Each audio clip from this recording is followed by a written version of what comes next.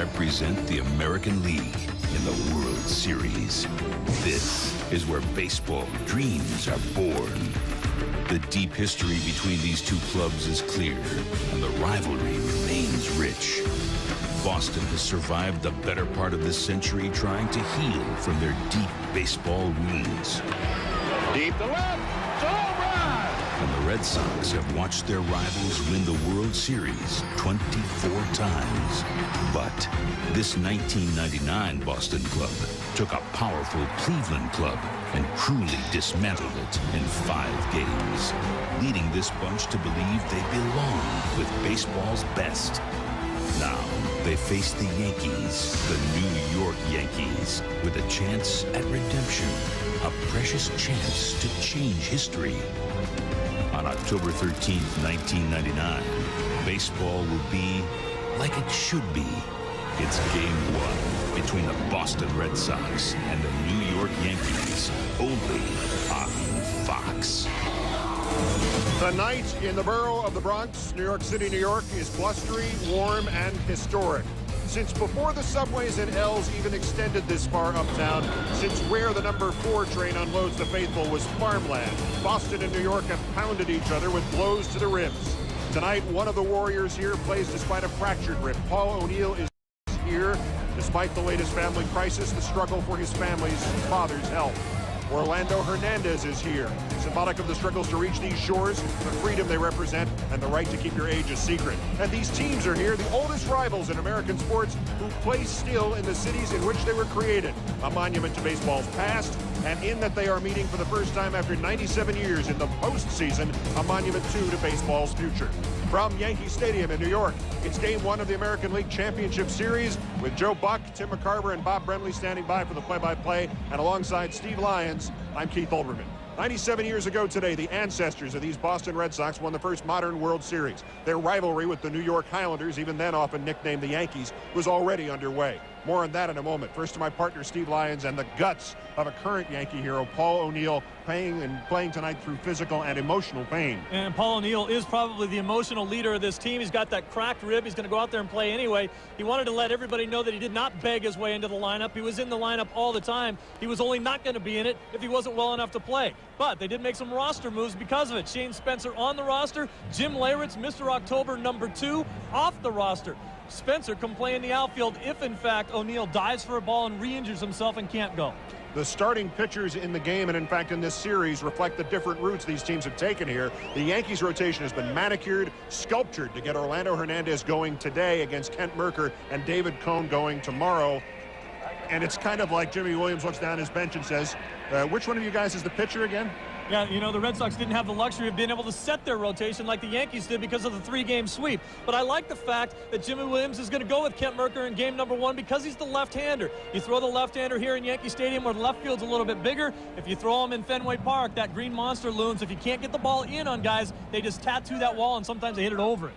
Earlier today, the other thing that is floating around this city, apart from the Red Sox and the Yankees, the possibility of the Mets and the Yankees in a Subway Series took another step further away from happening. The Braves and Mets, and the Mets trying to tie up the Braves in Atlanta. The highlights, as you may have heard the result already, the Mets were leading this game 2-0 and lost it 4-3 at the final as John Smoltz closed it out. And Eddie Perez with a big home run in that game. We talked about how role players would make a big role in the playoffs, and so far they have been doing that. All right, we were talking about how the Red Sox and the Yankees matched up in terms of getting here, and the Yankees having almost a roadmap, the Red Sox wandering through. Absolutely, totally different pass, and I got to tell you, the Yankees clearly are supposed to win this series, but it doesn't always work that way. I think right now the Yankees would rather face any team in baseball except the Red Sox because they're so hot and they're really emotionally charged up for this series. The Yankees, if you remember, just waltzed through the Texas series. Darryl Strawberry, a lot of people think he should be in the big house, but he was hitting big 3-run homers. El Duque, the #1 starter now, he was on fire. Bernie Williams, maybe the most complete player in the American League. And Roger Clemens showing everybody why pitching and defense is what got the Yankees to this next series, the American League Championship Series. For the Red Sox, John Valentin could have buried himself with that Game 1 error. He came up huge with 7 RBIs in Game 4. And then the same thing about Troy O'Leary with 2 big home runs in Game 5 after being walked In front of him, Nomar Garciaparra, they walked him twice to get to O'Leary. He was 2 for 16 coming into that game, and he came up huge. And then who can forget Pedro Martinez? 6 innings of no-hit baseball after not even supposed to being out there on the mound. So when you look at this series, would you say that the Yankees are supposed to win? Yes. Will that necessarily happen? Not necessarily when you're playing against a team that is as scrappy and as hot as the Red Sox are now. All right, we approach game time for the Yankees. This series begins in the hands of the man who may be the new ace of their staff, Orlando Hernandez, 30 years old this Monday, or 35, whatever. Stand by, more in a moment.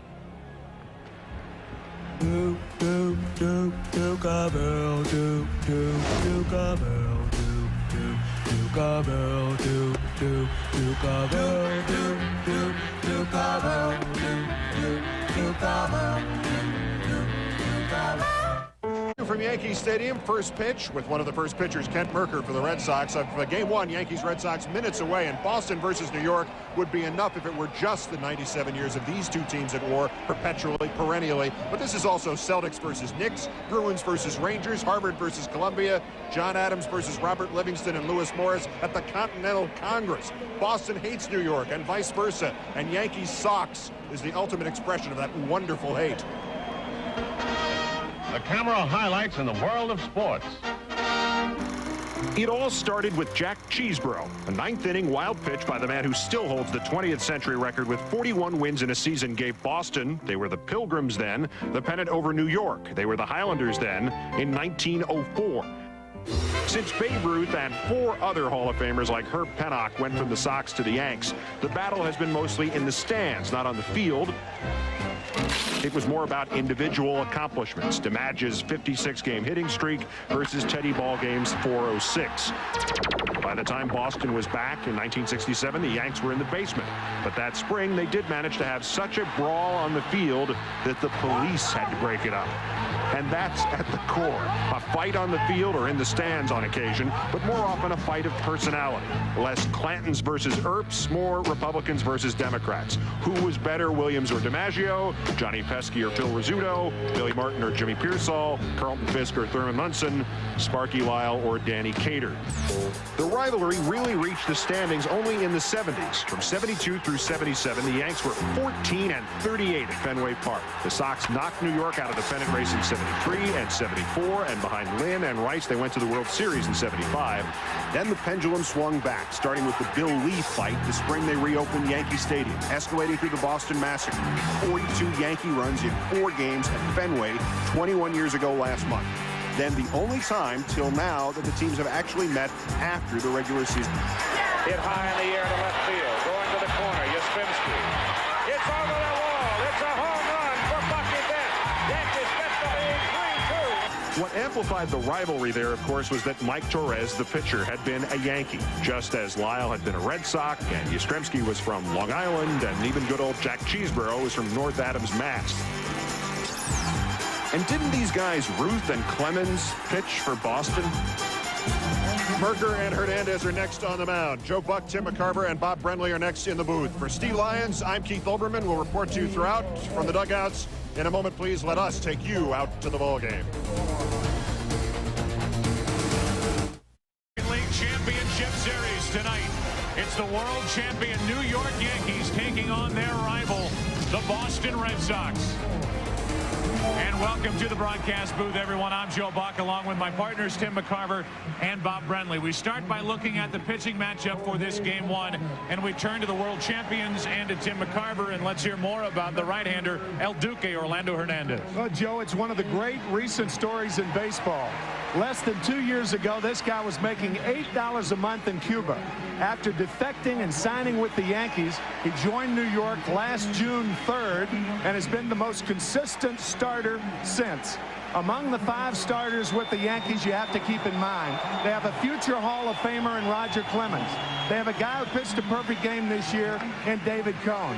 And yet, for the second time in this postseason, Joe Torre's elected to go to El Duque to start the series. Yeah, well, Joe Torre had a choice. He elected to go with Orlando Hernandez. Not much of a choice for the Boston Red Sox. They had to use their ace, Pedro Martinez, in Game 5 of the division series in their win against Cleveland, so they are left with Kent Mercker in Game 1. Ken Mercker, the only left-handed starter in the rotation for the Red Sox this year. 2 months ago, he was pitching for the Cardinals. This will be the first time Ken Mercker has ever taken the hill here at Yankee Stadium, and this is a man that's plagued with control problems this year. In an inning and 2/3 against Cleveland in the division series, he walked 3 batters. If he's having trouble with his control tonight, it could be a very short evening for Ken Mercker. One of the classic rivalries in all of sports, the Red Sox and the Yankees meet for the first time in postseason history. Buckle up. ALCS Game 1 coming your way next from Yankee Stadium.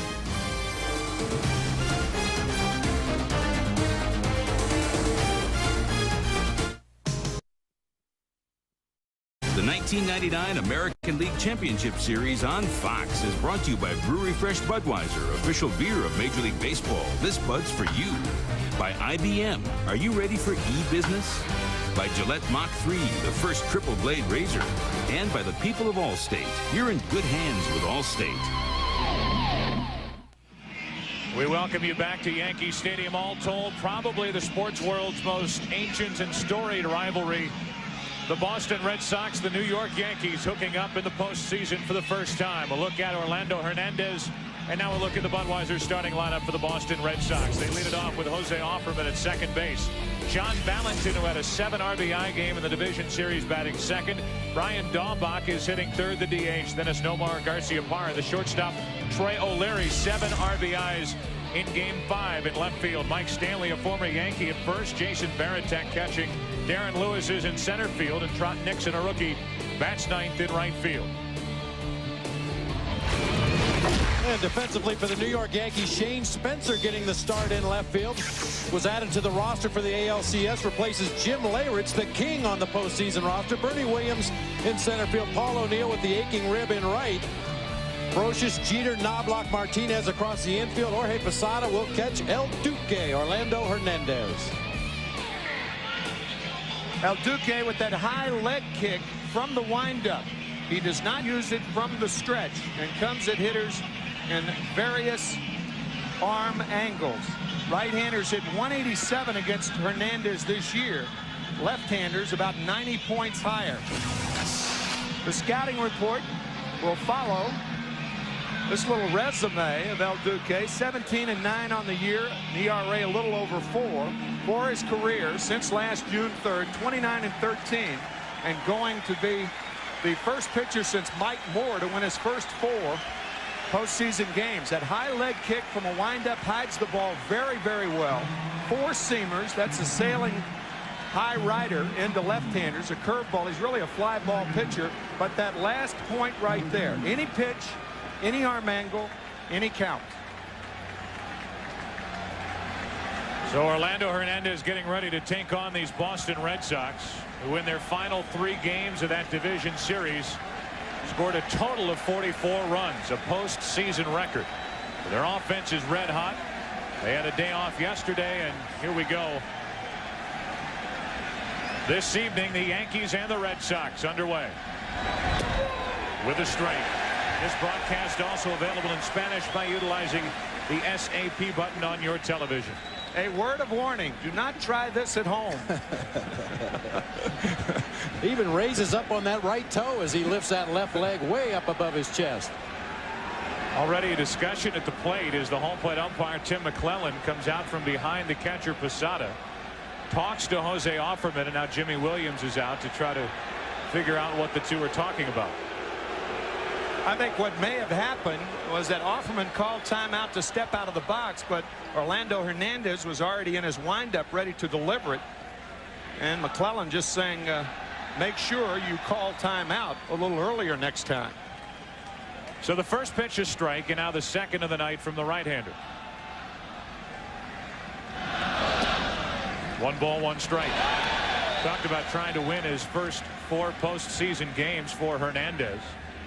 A total of 22 innings pitched in the postseason. He's allowed only 11 hits and 1 run in the last 2 postseasons, this year and last, as that gets out of play in the count 1-2 on Offerman.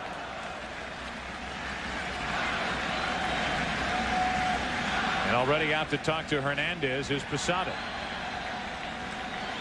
A lot of talking going on here early. Hernandez, who won Game 1 of the division series with 8 shutout innings against the Rangers. Only 2 hits allowed. And then that terrific Game 4 start last year in Cleveland in the ALCS. 2 balls, 2 strikes on Offerman.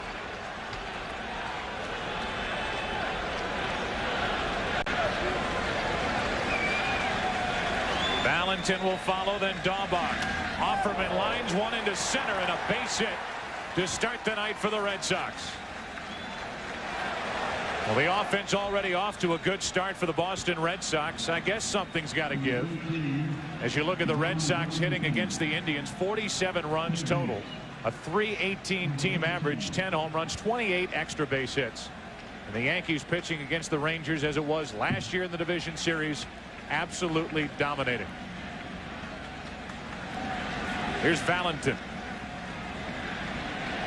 John, 7 out of 22 in that division series against Cleveland. A check on Offerman, who has not stolen a base yet in the postseason, stole 18 during the regular season.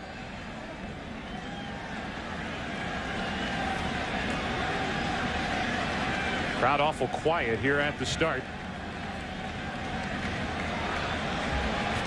As the first pitch brought into Valentin, ground ball left side. Jeter throws it into right field. Offerman will head to third, might score. They'll bring him to the plate. He'll score without a play, and over to third is Valentin. It's 1-0 Boston here in the first inning. Jeter, a terrific play to get to that ball.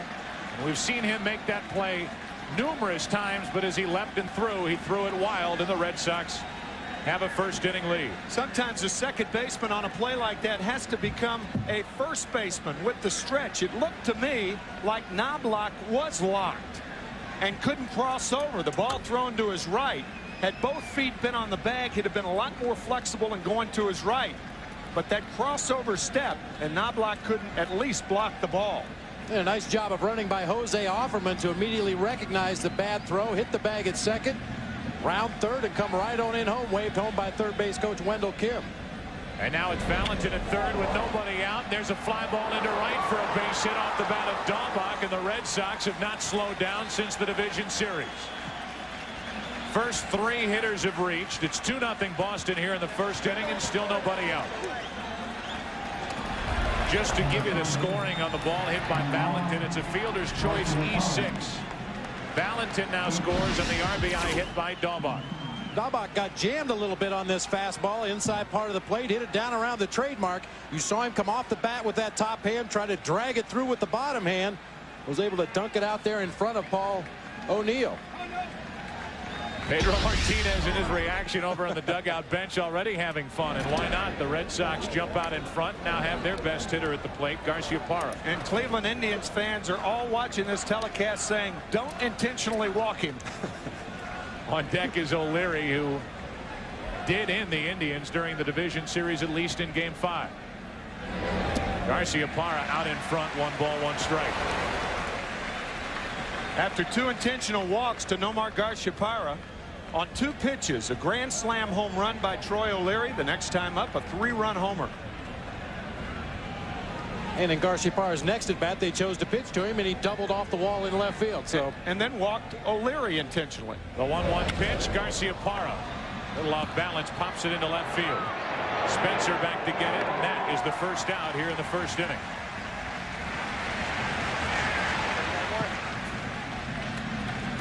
Runner at first with 1 out. The batter will be O'Leary.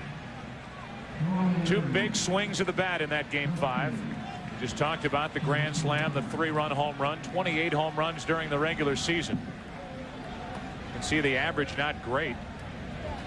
He was only 4 out of 20 in that division series, but he made 2 big swings count. 1 on, 1 out. And O'Leary takes ball 1. Orlando Hernandez has already given up more runs in this first inning than he had in 22 previous innings pitched during the postseason. The 1-0 to Troy O'Leary. 2 balls, no strikes. Last year, the Yankees winning 114 games. They won 11 of 13 in the postseason for 125 wins. And you might say, how can any game be a big game? But Game 4 of the ALCS was the biggest game of the year for the Yankees, and it was won by El Duque against the Cleveland Indians. 3 balls, no strikes now on O'Leary. Runner at first is Daubach, only 1 out here in the first inning. And that misses for ball 4 to put 2 on.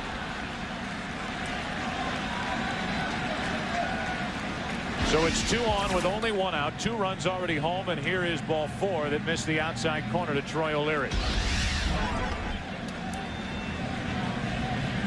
So a stunning beginning here in the first inning, at least to these Yankee fans who pack in here and usually are as loud as any group we come across. We were just in Cleveland at Jacobs Field on Monday night for that Game 5. They were just shaking Jacobs Field with the noise they were making. Here tonight, at least at the start, eerily quiet. 2 on 1 out. Time called at the plate. Mike Stanley is the hitter. He wore the Yankee pinstripes from 92 to 95 and again in 97. And Hernandez doesn't appear too comfortable here in the first inning as he steps off again. He'll try to change the rhythm of the ball game. Red Sox hitters are almost running up to the batter's box right now, the way they've been swinging the bats in this postseason. 2 on 1 out. Stanley pops it into right. O'Neill back at the track, at the wall to make the catch. The runners tag. Only 1 advances. That's Daubach to third, and it's first and third, 2 down.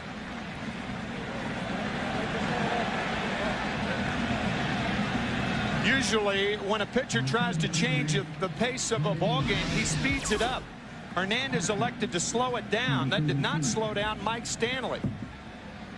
A good low ball hitter who can flat hit the ball the other way and out of this ballpark here at Yankee Stadium. Only 314 down the line, 345 into the position, and 385 to right center field. So a real left-handed hitter or a right-handed hitter with power the other way is dream.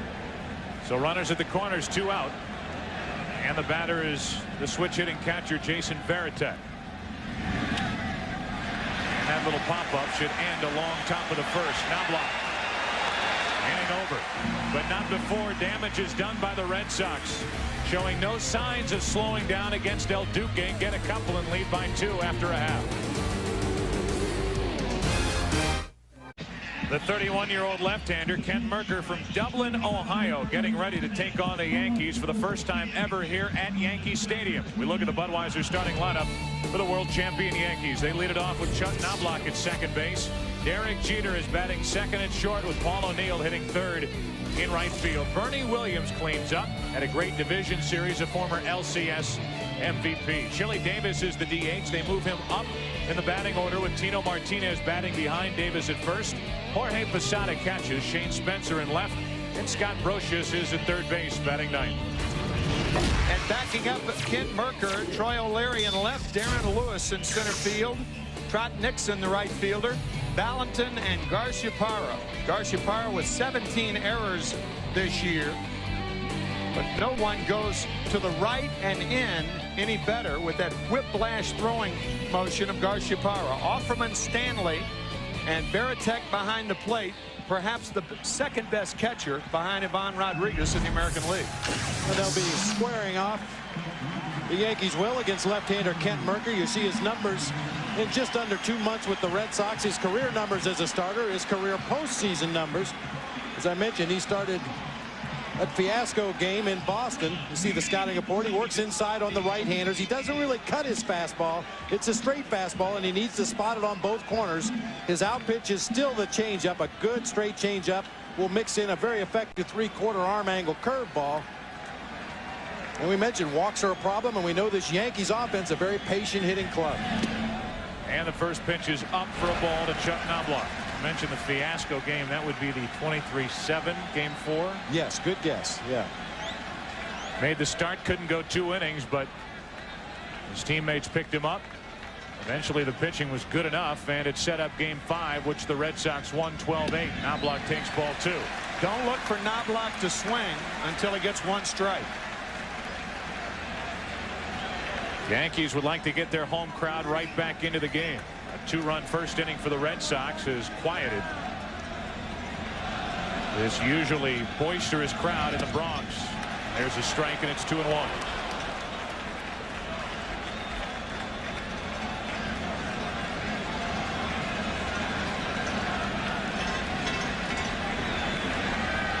Knobloch, then Jeter, then O'Neill in the first inning for the Yankees. 2-0 to 2-2. Knobloch set a career high with 18 home runs during the regular season. Had only 2 hits in the division series. They didn't need much offense to advance to take on the Red Sox. Joe Torre's pitching staff allowed only 1 run to the Texas Rangers. The 2-2. Do it again. When Chuck Knobloch hits the ball hard on the ground, or line drives, of course, he's hitting well. The one problem that he had for about a 6-week period this year was dropping that back shoulder and hitting lazy fly balls to right field. Chris Chambliss, the hitting instructor of the Yankees, continually trying to remind Knobloch to stay on top of the ball when he swings. There's Chris. The 2-2 is popped up. With that back shoulder dip down as Veritek goes back, gives it a look, struggles and can't make the catch. A pop-up should have been handled. A lot of wind here at Yankee Stadium at the moment, and Knobloch gets a second life here in the first inning. Well, the wind pushed that ball back away from the stands. You see Veritek backpedaling, gets a glove on it.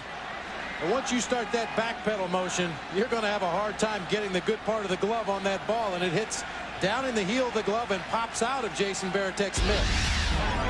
Brown caused the fumble, and Veritek commits the error.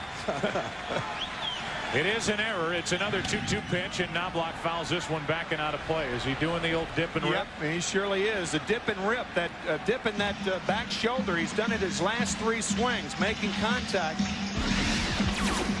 You can see it right there. Now watch on contact where the back shoulder is. Pretty level on that one. But when you hit that ball up, that is a bad sign. Those lazy fly balls the other way and right side of the infield. Another 2-2 pitch to Knobloch is popped down the left field line. Trouble if it's fair into the corner. It is foul. A foul ball by 6, 7, 8 feet, and Knobloch, instead of a leadoff home run for the Yankees, will see yet another 2-2 pitch. That was a different type of dip and rip then. Well, that lift in his swing may be a byproduct of playing in the Homer Dome up in Minnesota for 7 years, where you can lift the ball in the air and get some cheap home runs. But Knobloch, a much more valuable player to his offense, as you mentioned, when he's hitting the ball on the ground, hitting line drives. 9th pitch of this at bat coming here, and again it's a 2-2 delivery from Merker. And a little ground ball on a changeup. Garciaparra gets a tricky hop, 1 away. You remember the discussion between Jose Offerman and the home plate umpire. Let's find out what was going on. Steve Lyons joins us. Guys, after the first pitch of the ballgame, that was a strike to Jose Offerman. El Duque took a white handkerchief out of his back pocket and wiped his mouth off. Offerman was questioning the legality of that, and then El Duque took it back out of his pocket and shook it at him a few times as if to taunt him. Then he gave up the line drive up the middle and consequently gave up 2 more runs in the inning. Back to you guys. All right, Steve. One thing it wasn't was a flag of truce. What do we have? We have 2 analysts, 1 play-by-play guy, and not one of the 3 of us saw that. I didn't see it. I didn't see it either. Which is good hygiene, using a handkerchief out there. Most guys use their sleeve. Here's a pitch inside for a ball to Jeter. The number 2 hitter for the Yankees, and what a year he had. That is not the handkerchief draped around the shoulders of El Duque. That's the towel version as he watches with 1 out, nobody on. Jeter pop it foul. Already a better start to this one for Merker. It seems like a nothing statement, but here in the first inning to battle Knobloch and throw 9 pitches and eventually get him on a ground ball and a changeup. It's a minor victory for Merker here to start his night. Dave Winfield, former colleague and obviously a longtime Yankee, joining us here at Yankee Stadium as Jeter is jammed in the count 1-2. First breaking ball that Merker has thrown. That's that slider in on the fist of Derek Jeter. Derek fouling it off his left foot. That's a pitch that Merker really needs to set up well, working in and out with the fastball, then to come back with the breaking ball. Put it in a good location. Jeter could only foul it off his leg.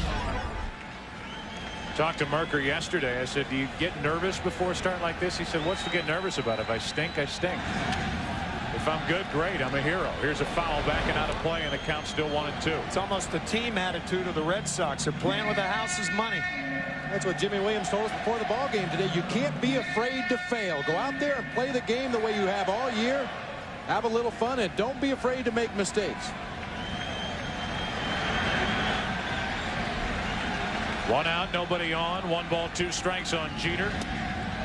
And that misses inside. 2-2. Paul O'Neill on deck. Merker made his name with the Atlanta Braves, was always the 5th guy in that rotation when they had Avery and Smoltz and Glavine and eventually Maddox. Now a full count on Jeter.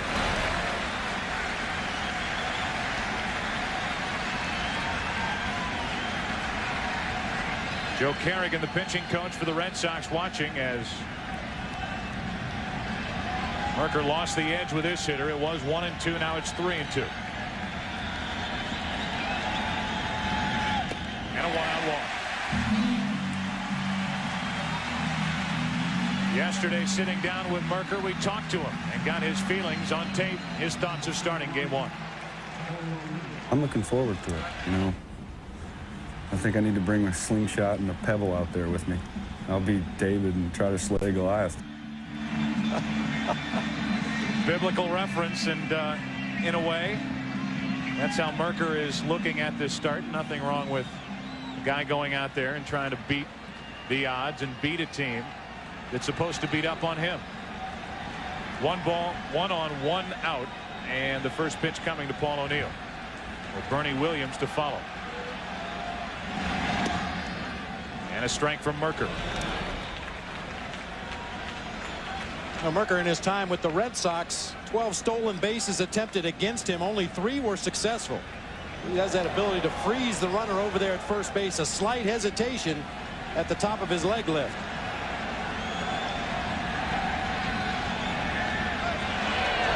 And there's a look at Jeter, just what you talk about, and Derek read it easily.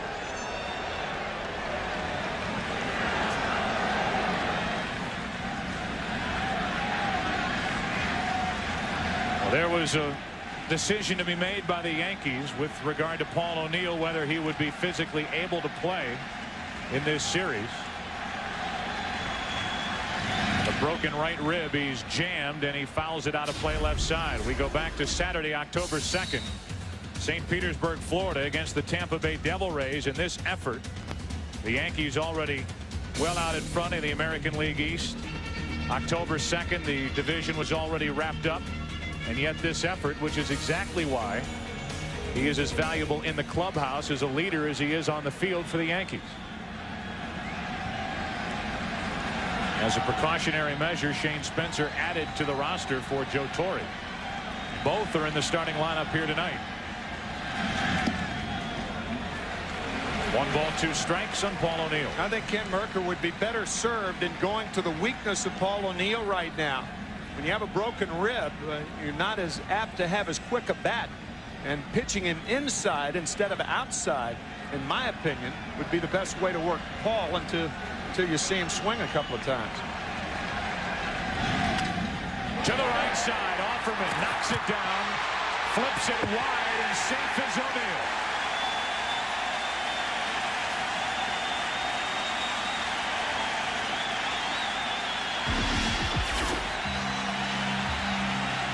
Breaking ball and a base hit, but a play that Offerman could clearly make. The ball hit the heel of the glove, and from the seat of his pants, he made the throw. He really had more time than he thought he had.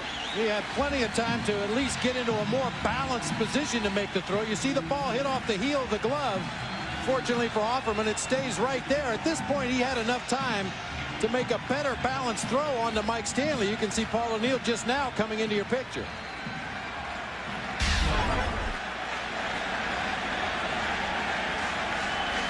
So Jose Offerman, who made an error in game 2 of the division series against the Indians, which led to a big inning. It's ruled a base hit, but clearly could have made a better throw, had much more time than he thought. We go back to game 2, and looked like Sandy Alomar Jr. had grounded into a routine double play until that throw. And the Indians went on to an 11-1 victory at home over the Red Sox. Now it's 2 on with 1 out for Bernie Williams. And a comebacker to Merker. Thought about going to third, but ends up throwing to first for the second out of the inning. Joe, I think he thought about going to third and then second and finally went to first. He did have a play on Paul O'Neill. Paul hit the deck early at second base and never reached second base when he slid. Merker with 1 out, trying to make sure of 1. Watch him look at third, now second, now first. But Paul O'Neill, meanwhile, was sliding and was 4 feet from second base when Kent elected to go to first. And I think because he checked third base first, and being a left-handed pitcher, his back was turned to the runner going from first to second. He never really did see how close or how far O'Neill was from the bag at second. And now Chili Davis with a base hit could tie this game. It's 2-0 Red Sox in the first inning. Runners on at second and third, 2 out.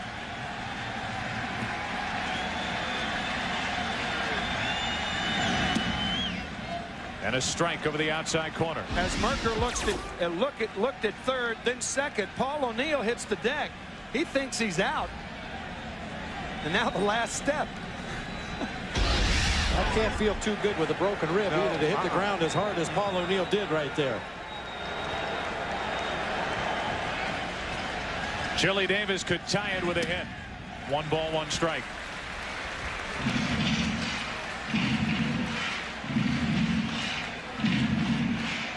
(1,372) career RBIs for Chili Davis, who is playing in his 4th league championship series.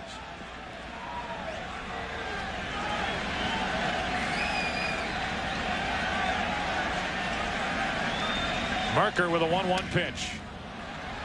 Had him off balance with a changeup, and now Chili Davis in the hole, 1-2. That changeup for Merker not nearly as effective from the stretch. Tino Martinez on deck. You don't have the lower part of the body deceiving the hitter like you do from the windup. And that's part of the problem Merker had in his start of the division series. He was really slowing his motion down on the changeup. The Cleveland hitters could see it coming, even though many times it wasn't in the strike zone. They were ready to hit off-speed pitches. Changeup and a line drive. Nomar Garciaparra just saved 2 runs. Garciaparra at the top of his leap. What an athlete, what a catch. He just saved 2 runs. 2-0 Boston after 1.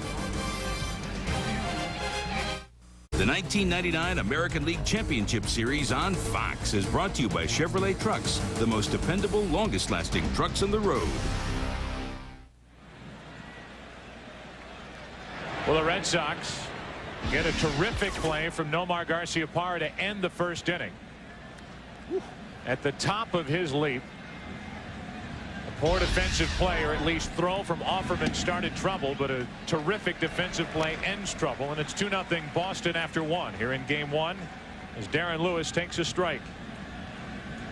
Lewis has had a nice postseason. 6 out of 16 against the Indians with 2 RBIs. 1 ball, 1 strike from Hernandez. And Lewis very much an opposite field hitter. Knobloch cheating over a little bit toward the hole between first and second.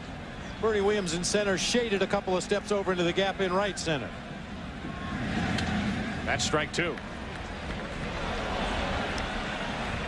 Take a look at the defense for the Yankees.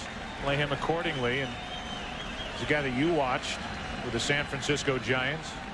Guy who's played with the Cincinnati Reds, and he, by the way, is the only player in the Red Sox lineup tonight that has any experience in LCS play. He has a grand total of 1 at bat. 1 ball, 2 strikes from Hernandez.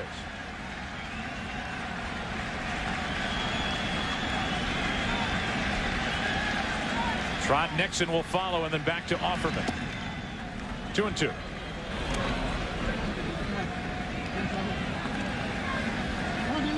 Take a look at David Cone, who did not pitch in the division series. He was scheduled to pitch game 4.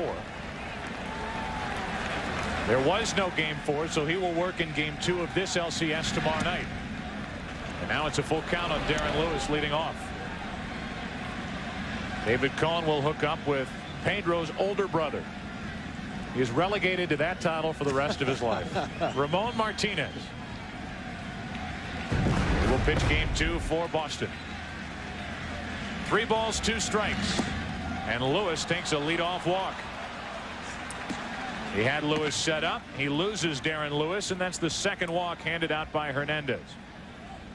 Where he lost Darren Lewis in that sequence wasn't the 3-2 fastball. It was the 2-2 breaking ball.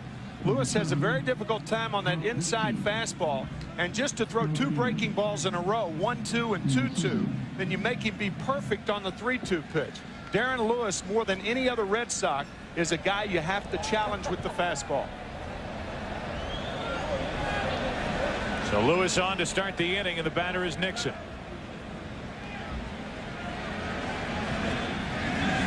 And he takes a ball low. A lot of things Jimmy Williams can do right now. Wendell Kim, the third base coach, looking in the dugout. The Sox up by 2. You're more inclined to take chances when you're up. Good hit and run situation here. And one of the better Red Sox base runners on first base in Darren Lewis.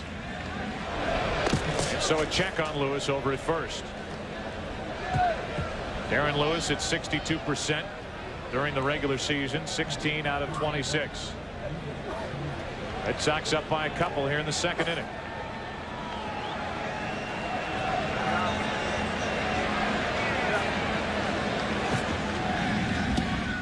Orlando Hernandez is really fishing for some sort of rhythm here at the start. You're right, Joe. He's too tentative. He's slowing it down too much.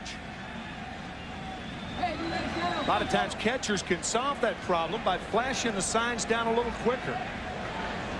2 balls, no strikes on Nixon after a leadoff walk. And Nixon was ready to unload, and he fouls it back 2-1. If as a catcher you put down a tentative sign, you're going to get a tentative pitch. Because there's a natural delay before giving the sign. Posada will look over to the Yankees bench to get a sign from over there, whether they want El Duque to throw to first, perhaps a pitch out, perhaps a step off.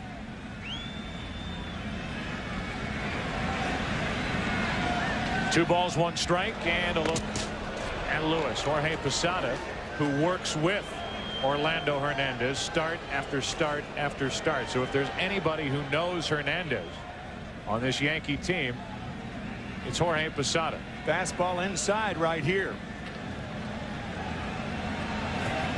Runner goes. Swing and a miss at the plate, and down to second is Lewis. Stolen base for Darren Lewis, and that's his second of this postseason. Don't know whether that was the hit and run or the straight steal. Darren Lewis choosing the right pitch on which to steal that inside fastball. The catcher's blocked out of that play. And Trot Nixon's check swing adds to the difficulty in making a throw. So now these two try to figure out a way to get a 2-2 pitch past Trot Nixon. Runner at second, nobody out. Into shallow right center field, a long run, and it bounces in front of Williams. They will hold Lewis at third, and it's first and third with nobody out. Talked about the working relationship between Jorge Posada and Orlando Hernandez. Here are his thoughts on catching the Cuban-born right-hander. 5 starters, he's the toughest to figure out if he's going to be, on that night. Because he's always the same. He goes to the bullpen. He's always the same. He's always early. He's always ready to, get his work down there in the bullpen. And, you catch him in the bullpen, and he's always the same.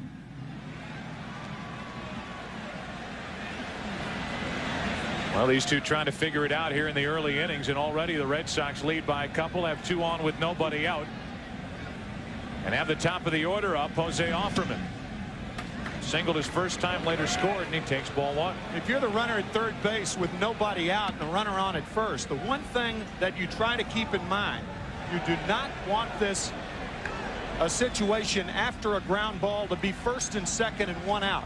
So what you have to do is determine the speed of the ground ball that's hit.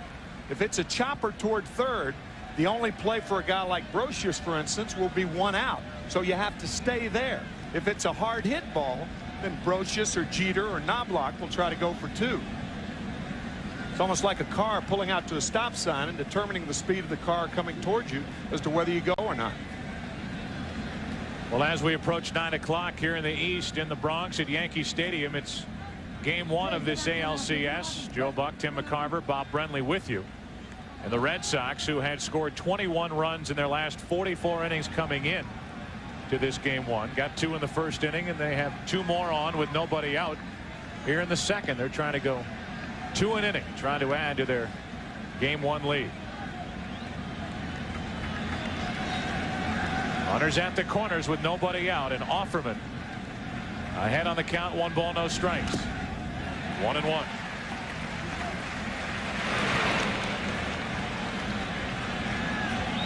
So much said about this series between the Red Sox and the Yankees coming in.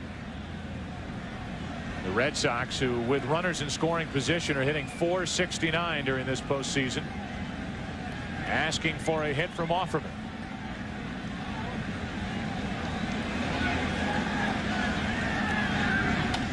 Reaching for it, to the plate comes Lewis, and it's a base hit, an infield hit. They throw behind Nixon, safe, and it's 3-0 Boston in the second inning. Just a little clunker to the left side, and after it got past Brocious, Jeter had no play. Well, Jeter was actually decoyed by Brocious. He thought Scott was going to continue to come, cut the ball off, and make the play. And there's a change of direction on Jeter. He had to go back to his right. Watch. Yeah, Jeter had started to move toward third base since Brocious had evacuated that position. Jeter was on his way over to cover third base. When Brocious let the ball go, you'll watch Jeter change directions. He'll start in on the ball. When he sees Brocious start to make the play, he heads for third and then has to retrace his steps to make the play, and they cannot get it out. And now it's first and second with nobody out, and the hitter is Valentin, who reaches for it and pops it up. Waiting for it, Bernie Williams, and that is a big out for the Yankees here in the second.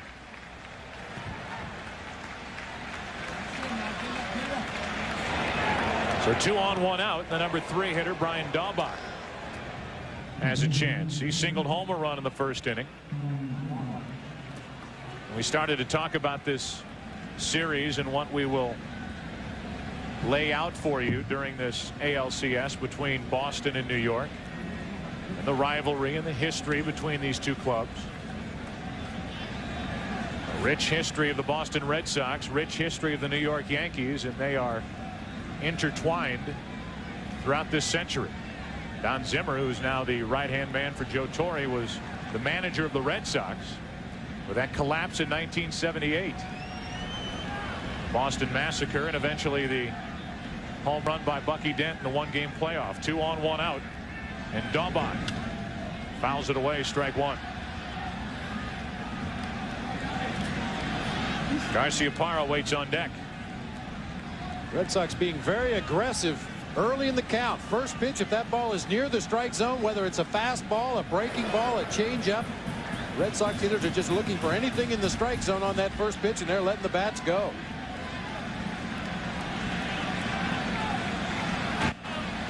Daubach, a 27-year-old rookie.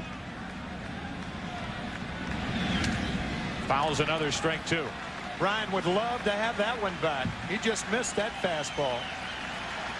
Red Sox could not be in a better position. They have 2 on, 1 out, and the hitters that hit Hernandez the best, Daubach and Garciaparra this year, have a chance to whack.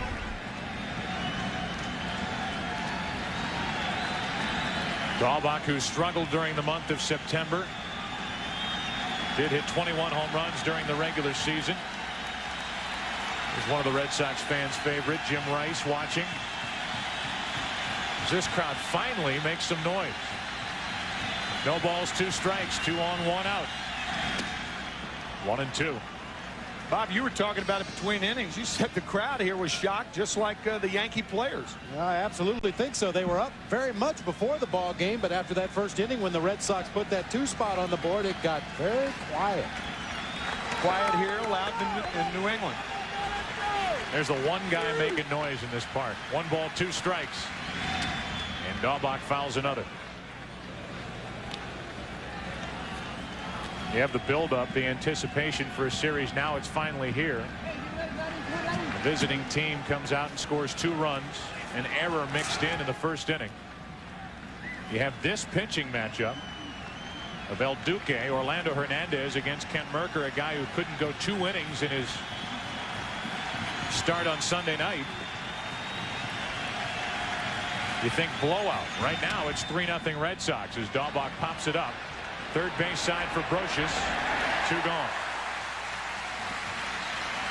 See Daubach hitting at the top of his helmet with the bat. That's the one thing Hernandez has to do, is come inside the left-handed batters and try to prevent them from leaning out over the plate. He crowded Daubach with that neck-high fastball to get him out. And now Garciaparra, who made that leaping catch to end the first inning. The tying runs in scoring position moments ago. Now he bats with runners at first and second, 2 out.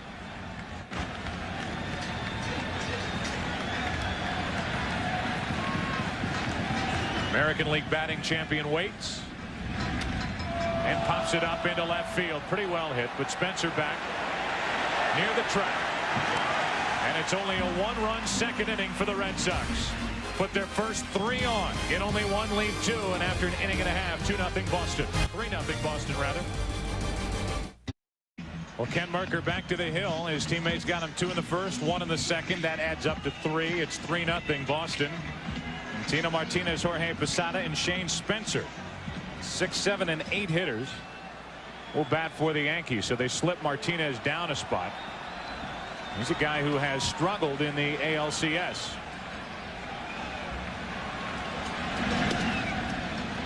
And he takes a strike from Mercker, hitting only 143 in 17 games coming in for Tino Martinez. In his history during the League Championship Series, 17 strikeouts.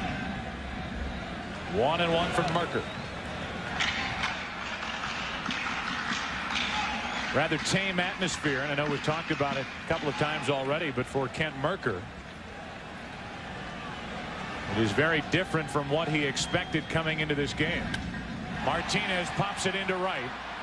Waiting for it is Nixon. Tino just did get under it, and Nixon makes the catch, 1 away. We go to the thoughts of Kent Mercker about coming in and pitching here at Yankee Stadium. It's going to be loud, you know, and I know they're going to be on me, but you know what, as a player, I mean, it motivates you. If you don't let it get to you, you can use it, you know, to your advantage. And like I said, I've never had to face that out here, but we'll find out tonight. Well, he's finding out, and by his teammates getting him a couple of runs early, it has, at least at the moment, taken the crowd out of it. Posada with 1 out, nobody on, batting. Switch hitting catcher takes the ball. I'll tell you, if I was a starting pitcher, I'd rather have my motivation from 3 runs in the first 2 innings than a loud crowd. Mercker got the 3, and he's pitched rather well with the lead. He did walk Jeter in the first inning. Allowed a hit by O'Neill. This is here with a changeup, and he's 2-0 on Posada.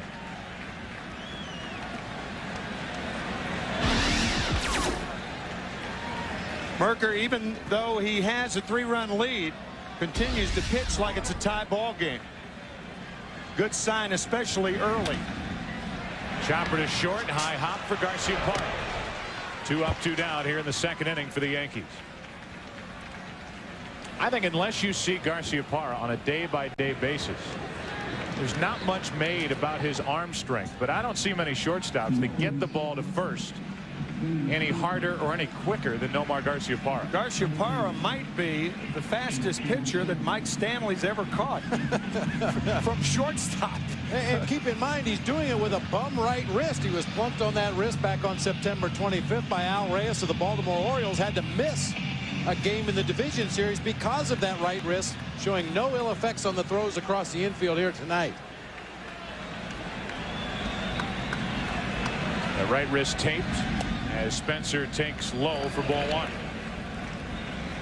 Shane Spencer, who became an instant hero down the stretch last year and then carried that on with 2 home runs in the division series against the Rangers in 1998. He's not active for this past division series, and he is activated and tonight in the lineup. A broken right rib, part of Paul O'Neill, forced Joe Torre to buy a little insurance by putting Spencer on the list. Looks at foul, 2-1. That is a dangerous pitch to an inside hitter when you're behind in the count. You could see Jason Varitek setting up inside. Shane Spencer is an inside hitter. Some guys like the ball down, others like it up. But Shane Spencer likes it inside, up or down. 2 out with the bases empty, and the 2-1 pitch is grounded to third, foul. Shane Spencer and the man who was retired right before him, Jorge Posada, the 2 Yankees in the lineup tonight who hit better against left-handed pitching than they do right-handed pitching.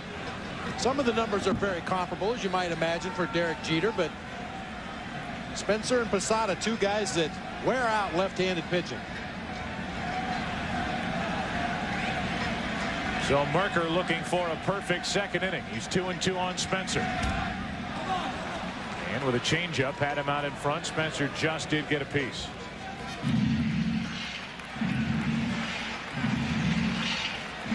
Merker trying to do what he couldn't do. And he made that Game 4 start in Boston for the Red Sox, and that is complete 2 innings. 1 strike away from doing just that.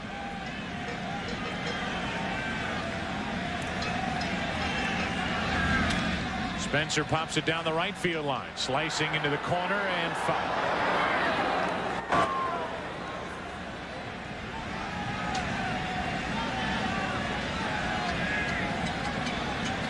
So Shane Spencer is active, ready to go, and in the lineup tonight. Jim Leyritz is not available to Joe Torre. They had to deactivate Leyritz. Joe Torre didn't enjoy going to tell Jim Leyritz that he wasn't going to be active for this series. That could change if the Yankees move on and play in the next round. That's off the end of the bat into left center field and down for a hit. Spencer is on with 2 out here in the second.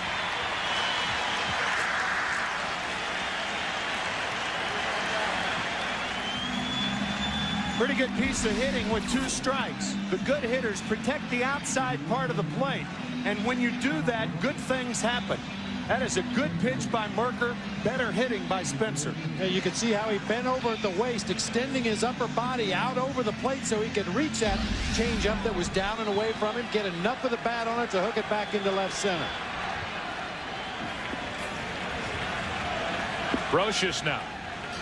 The number 9 hitter who drove home 71 runs during the regular season. Takes the ball high.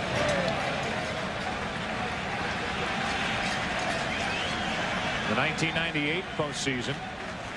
Big numbers for Brocious, who hit down at the bottom of the order and was the World Series MVP.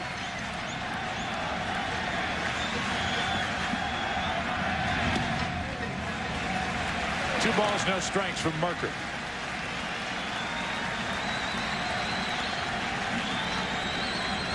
Just like Spencer, when you're behind in the count, stay away.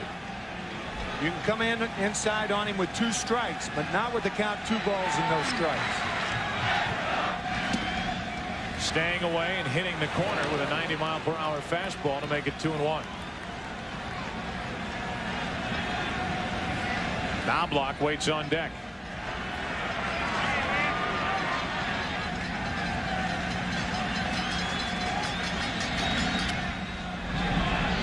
High changeup, and Brocious fouled it. 2 balls, 2 strikes. Had that shot of Jimmy Williams. We go in and talk to the managers before the game. You could talk to Joe Torre for an hour. You can talk to Jimmy Williams for an hour, but he's not going to tell you much about what he's thinking going into an LCS. You're going to do all the talking. Yeah, but Jimmy, what happens if Merker pitches well for the first 2? We're just playing tonight. Merker starting. That's it. We're going to go play. We're going to go play baseball.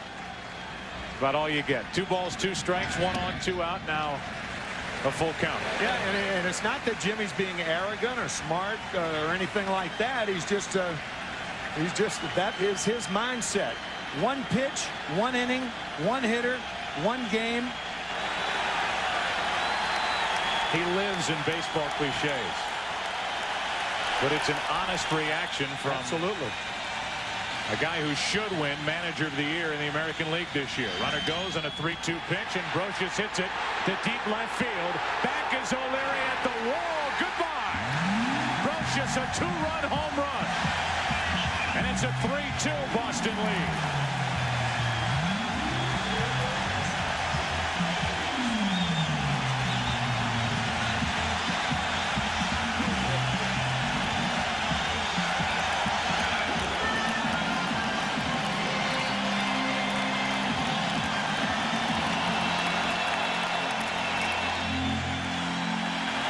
Talked about it in the first inning. When Merker is working from the stretch, he doesn't have the lower body leg kick and power to deceive the hitter. That changeup stayed up, true to its word, and Brocious turned to catcher Jason Varitek and said, Jason, I'll handle this one. And true to form, Yankee Stadium lights up. A 2-strike changeup, in my mind, is always an easier pitch for a hitter to hit. Granted, Kent Merker's out pitch is that changeup, but the hitter's already in a defensive mode. He's trying to protect the plate.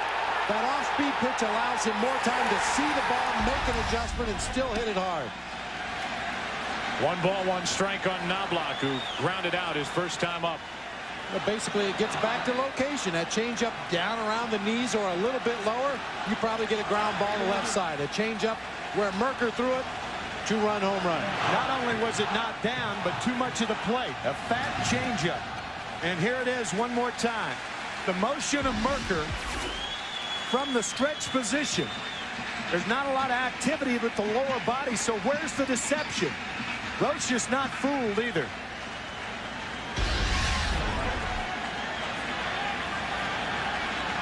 Two balls and a strike on Knobloch. That's pretty well hit to left field. O'Leary back at the wall to make the catch and end the inning. Merker threw 2 innings. But the 10th man just woke up. A wake-up call sent out here in the Bronx thanks to Scott Brocious. A 2-run shot. It's a 1-run Red Sox lead. Well, Kent Merker trying to get through 2 innings. Gave up the hit to Spencer on a pretty good pitch down and away. The changeup to Brocious was not a good pitch, and Scott drove it over the wall and left. It's a 1-run Boston lead. 3rd inning rolls in, and so does Troy O'Leary, who takes ball 1.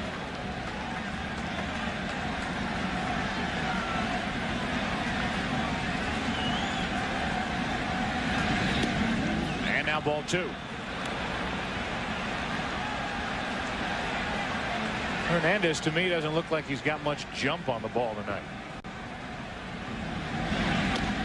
As he brings it in, called a high strike, 91 miles per hour. 2 balls and a strike. Much too deliberate, much too tentative thus far. Big rip by O'Leary, 2-2. That's the best fastball he's thrown all night. Had late pop to it. And that was the shortest amount of time between pitches as Jorge Posada gets his wake-up call for the evening. Right in the nose. You miss that, don't you? Whew, I do.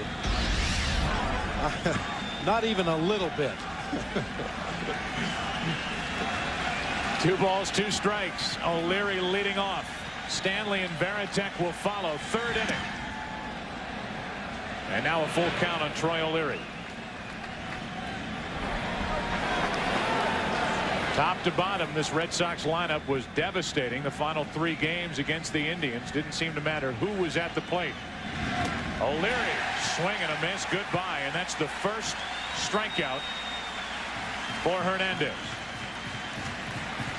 Mike Stanley flying to Paul O'Neill earlier. He had 3 of his 10 hits during the division series were to right field. You know he uses the other part of the field with which to hit, but keep in mind this is Yankee Stadium, not Fenway Park. That's why he has 75 hits to left field and only 14 to right. 360 into the position at Fenway Park to right field, and of course the green monster in left. So he's a different hitter in this ballpark. And true to form, he flied to right his first time up.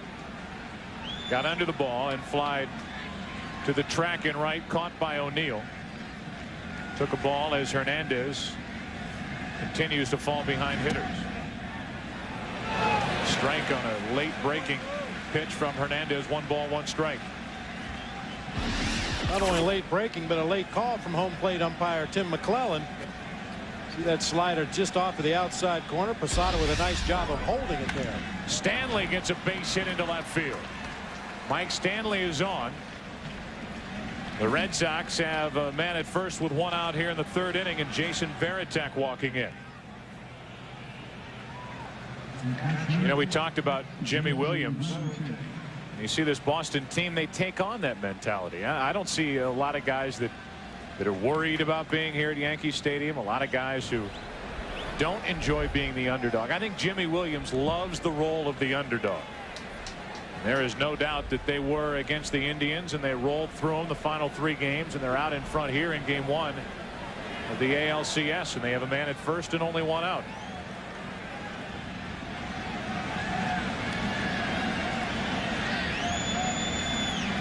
Varitek now takes the ball low. Also, the Red Sox played exceptionally well against the Yankees during the season. Keith Olbermann telling us that the Red Sox beat the Yankees 8 of 12 during the season, including a sweep about a month ago here at Yankee Stadium. Right in the middle of a long 12-game road trip for the Red Sox. As Varitek pops it foul into the seats. To the upper deck for strike 1. 1 ball, 1 strike. On that road trip, they went to Seattle, Oakland, New York, and Cleveland, playing 12 games and going 9-3. And in my mind, and you talk to the Red Sox players, in their minds, that's what put them into the postseason. 1 on, 1 out, 1 ball, 1 strike, and Varitek strike 2.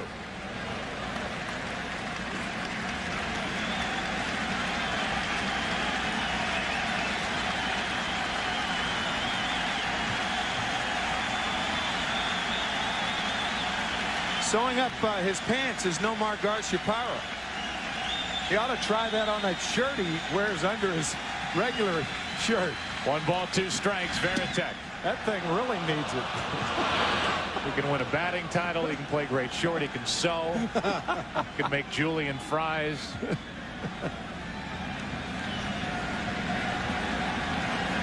Get a shot on Martha Stewart. One of the most superstitious players in the game today. So I'm sure he's trying to save those pants at all costs. 2 balls, 2 strikes, and now a full count.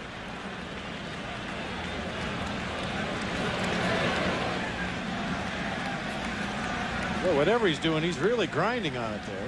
Oh, he's fixing a necklace. That's what he was doing. Right. See? There you go. Did look like he was sewing up the pants, the left leg of his pants. 3 balls, 2 strikes, 1 on, 1 out. Varitek off the end of the bat, right side. It's trying to get out of play. Great effort and a catch by Tino Martinez. 2 out.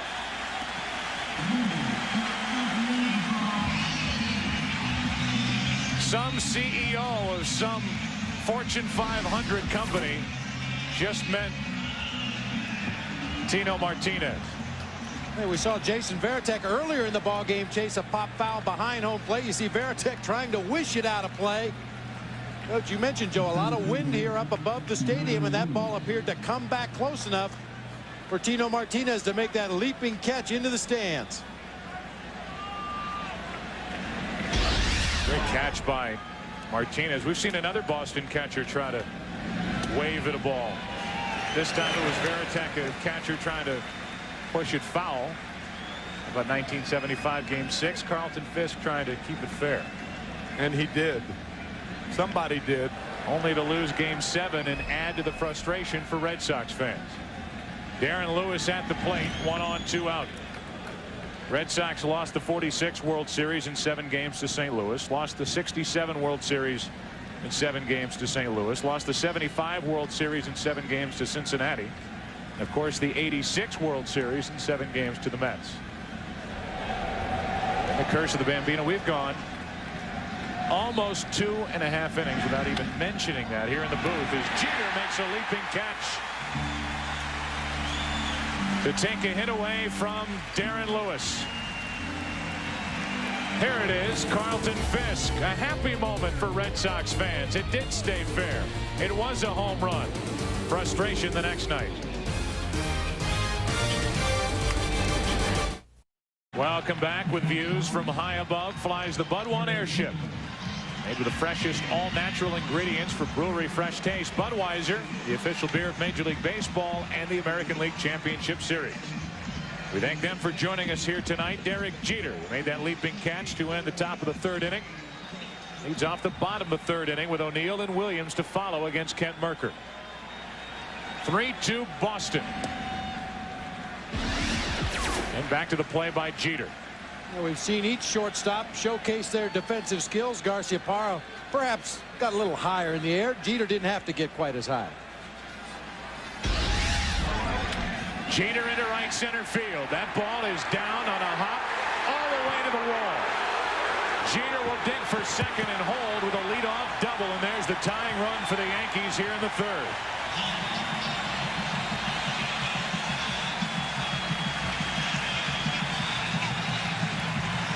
Darren Lewis trying to take the best angle on this ball, tailing away from him, realizing that if he can't cut it off, if the ball gets by him, then it's hit hard enough to where he can recover and hold Jeter to a double.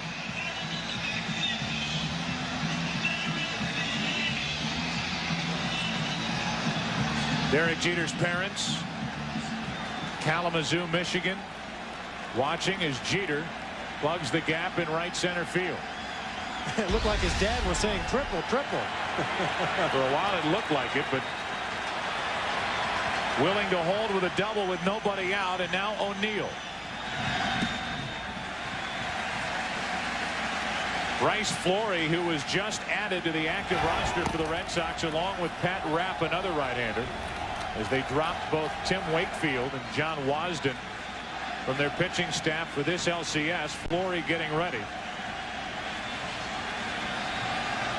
while Mercker faces O'Neill. 1 ball, 1 strike. Again, remember the first at bat of Paul O'Neill. He broke a bat being jammed by Mercker, and then he got his base hit on a hanging breaking ball away. Once again, with that broken rib, in my opinion, you got to bust Paul O'Neill inside until he proves that he can hit that pitch in his condition. Trying to at least advance the tying run, the 1-1 pitch.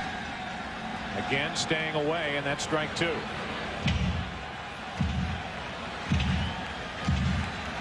Cleanup hitter Bernie Williams, a switch hitter next. Mercker probably staying away in this particular at bat, trying to get O'Neill to hit the ball to the left side of the field and keep Jeter at second base.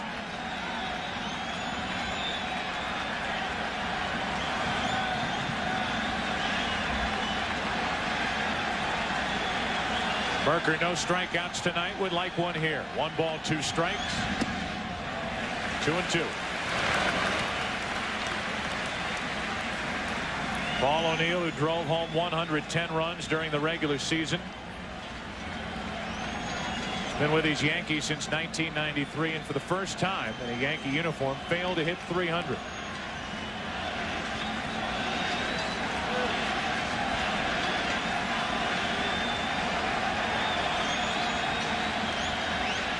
The 2-2 pitch.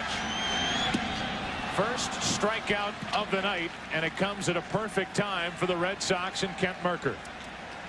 Bob, I think you're exactly right. I mean, 5 pitches away on a guy that should be pitched inside.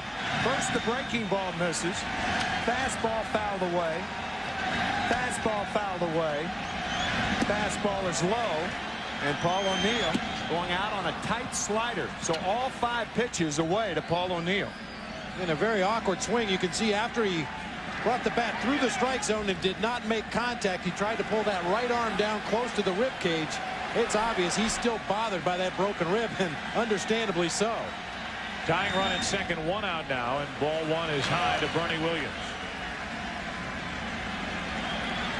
Williams 202 hits during this season, a career high. Very nearly became the Red Sox center fielder over this past offseason. Little phone call to George Steinbrenner, said make me a fair offer and I'll come back. He did, and he ended up third in the American League with an average of 342. 2 balls, no strikes from Merker with Chili Davis on deck.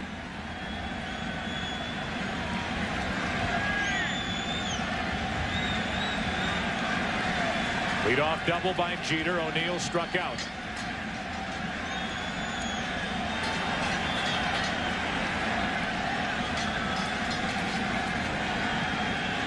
And now Veritek wants to go out and make sure on the signs with Jeter, the runner, down at second.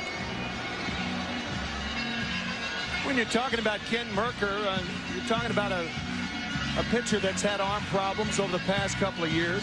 Part of that 5-man Atlanta Brave staff who pitched a no-hitter on April 8, 1994 against the Los Angeles Dodgers in Los Angeles.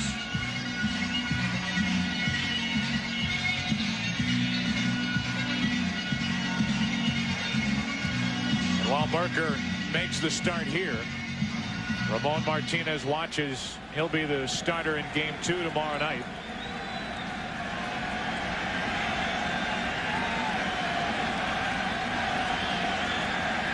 Merker brings it on 2-0, and Williams took ball 3. If you're thinking about stolen base, now's the time to try to do it if you're Derek Jeter. The Yankees are trailing by 1. You're on second base with 1 out. You don't do it with nobody out, or with 2 outs. But with 1 out, it's worth the risk. Williams grounds off the glove of Valentin. What a play. Throws behind Jeter and Wild.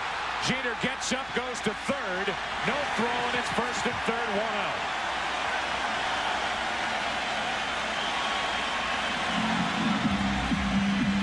Now each shortstop, Jeter and Garciaparra, have shown incredible range and reach. But each have made throwing errors in the early innings of Game 1. We talked about a change of direction of Derek Jeter unsuccessfully on that ball hit by Offerman in the second inning. That's what Garciaparra had to do after the ball is off the glove of Valentin. The interesting thing is nobody's covering third. Garciaparra, change of direction. Jeter had gone toward third base. He saw Garciaparra going that direction, and Garciaparra threw behind Derek, and the ball eluding Offerman and going into right field. So Jeter goes to third, an error on Garciaparra. Boy, a tremendously athletic play just to be able to knock that ball down and keep it from going into left field.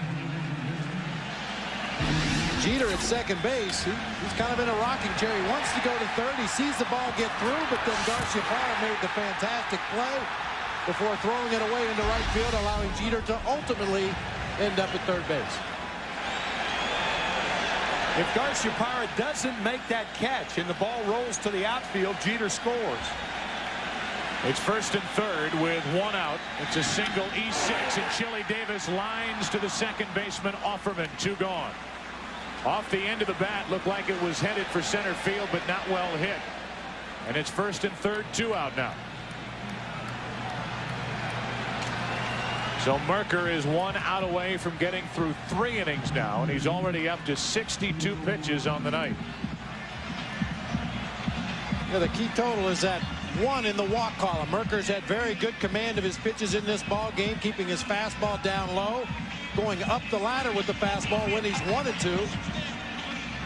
He's been hurt on some changeups that have strayed up and over the heart of the plate, but other than that, he seems to have pretty good command tonight. And now a lefty-lefty matchup as Merker will deal with Tino Martinez. Tino flied out to right his first time up. Tying run, Jeter is over at third. Go-ahead run is Bernie Williams at first. 2 out. And a line drive, no more again. Garciaparra, another leaping catch to end an inning. He did it in the first. He does it here in the third. And the Yankees strand a couple. They have left 4 on the night. Still trailed by 1 after 3. We welcome you back to the 4th inning. It's still 3-2. The Red Sox out in front. 2 shortstops in this game, trading highlight plays and errant throws through the first 3 innings. Derek Jeter was the one standing on third when Omar Garciaparra made that leaping catch. Garciaparra saved 2 runs with a leaping catch back in the 1st inning. Saved at least 1 in the bottom of the 3rd inning with that last play. Now Trot Nixon, the number 9 hitter, will lead off. Boston up by a run. 4th inning now, and Nixon took a strike.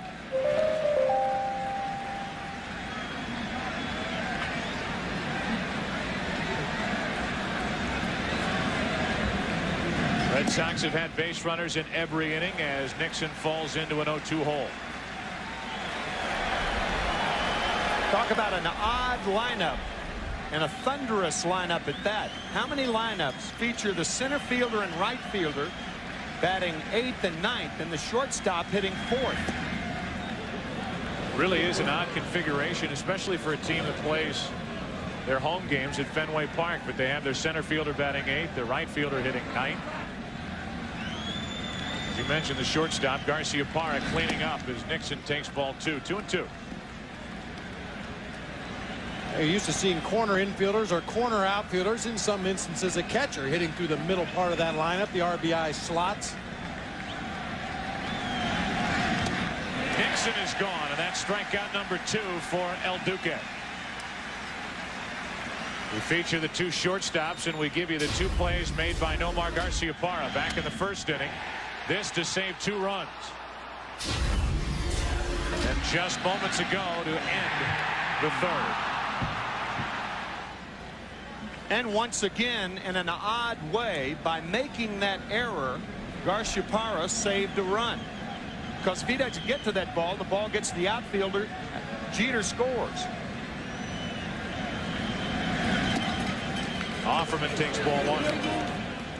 It looks like both offenses would be better served trying to hit the ball on the ground to the shortstop, because you can't get it over their heads. Can't get it over them. Little check swing foul. 1 ball, 1 strike. Tough to get one around him or through him. And when you look at a guy like Garciaparra cleaning up, Jeter could pretty much hit anywhere in this Yankee lineup. He's cleaned up for the Yankees several times this year. Offerman pops it up. Long run in for Spencer. He's there, 2 down. Take a guy like Alex Rodriguez in Seattle, a cleanup type hitter. And you really see a change in the shortstop position. Tim, I'm sure you never imagined when you were playing in the 60s and 70s that you would see a shortstop, a 40-40 shortstop like Alex Rodriguez is in Seattle. Here's that play, a change of direction. Garciaparra making the play, so even though he threw low to second, Jeter went to third. He finished the inning with that fine play. But you're right, Joe. I mean, they have changed. Jeter, Garciaparra, and Rodriguez, 3 stars in the American League that have changed the definition of that position. Batters Valentin, who is 0 for 2, did reach on a fielder's choice, and the error by Jeter back in the 1st. He flied to center his next time, and this is into left center field. Well hit. Spencer over his head, up against the wall, and Valentin with that bad left knee limps into second base with a 2-out double. So base runners still in every inning for the Red Sox, and an RBI opportunity for Daubach. Looked like Spencer took a very shallow line going after this line drive into the gap in left center. Gets over there, ends up looking straight up over his head as that ball actually landed back to his left. You see Valentin as he limps around first base. It's going to take a very well-placed base hit or perhaps an extra base hit to get him home from second base. Daubach, the man at the plate, drove home a run back in the 1st inning.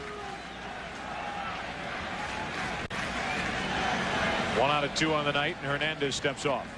The Yankee outfielders do not have good throwing arms. Spencer in left field below average. Bernie Williams in center below average. Paul O'Neill leads the outfielders in assists, has an excellent arm, but a broken rib on the right side. So he'll be a little more deliberate getting rid of it. Strike 1 on Daubach.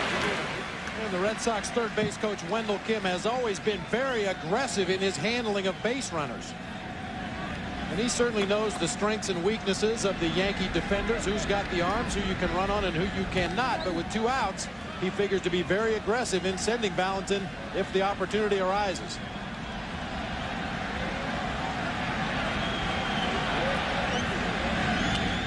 Strike 2. So if you're Valentin at second base, you have to cheat somewhere. And the place that he has to cheat is off of second base, particularly with 2 strikes. 2 strikes, 2 outs. He's off. When he sees the ball in the strike zone, he takes off.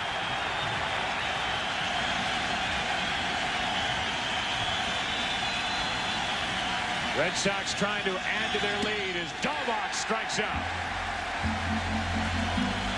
3 strikeouts now for Hernandez. A 2-out double wasted by the Red Sox. Boston still up by 1. Back at Yankee Stadium, ready to play in the bottom of the 4th inning. It's a 3-2 Boston lead, and back to the hill is Kent Mercker. Keep in mind that only 4 left-handed starters won here at Yankee Stadium this season. Chuck Finley and Jim Parquet. And then in interleague action, Tom Glavine of the Braves and Al Leiter of the Mets. And if you remember that Sunday night game against the Mets, won by Al Leiter, is what started the Mets on a terrific roll.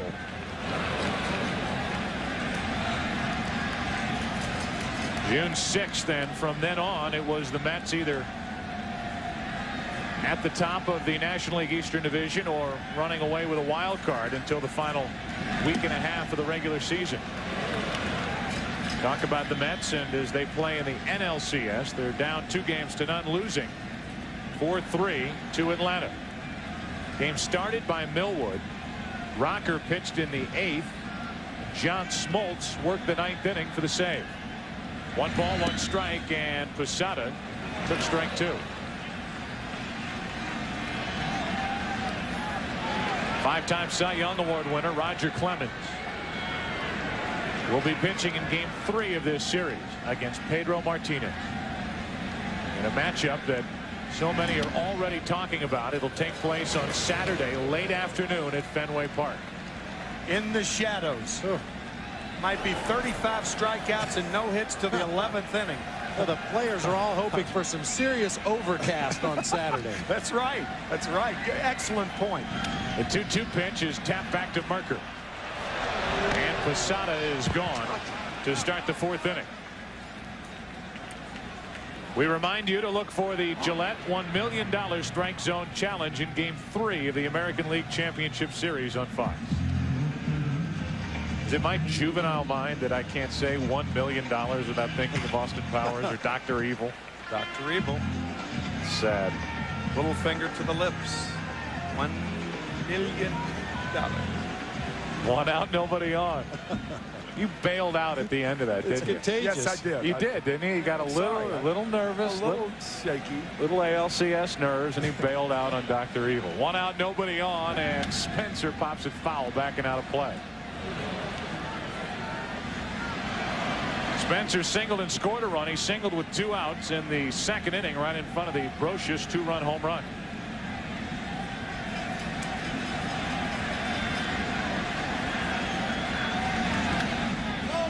High delivery, and that's out of play for strike 2. Guys, the last day game that we did in the American League Championship Series was 2 years ago in Cleveland when Mike Messina started and struck out 15 in 7 innings against the Indians. He was matched as far as runs were scored when Orel Hershiser shut out the Baltimore Orioles for 7 innings. So if they could strike out 15, what's Pedro and Roger Clemens going to do if the sun is shining, as you pointed out, Bob? Here's strikeout number 2 from Mercker on the night as Spencer didn't like the call from Tim McClellan, the home plate umpire. Rung up, 2 up, 2 down, and Mercker is still striving for his first perfect inning of the night. It looked like Spencer thought that ball was up and inside. Good look from up top. Borderline at best. Best time to crowd a hitter is with 2 strikes, generally speaking.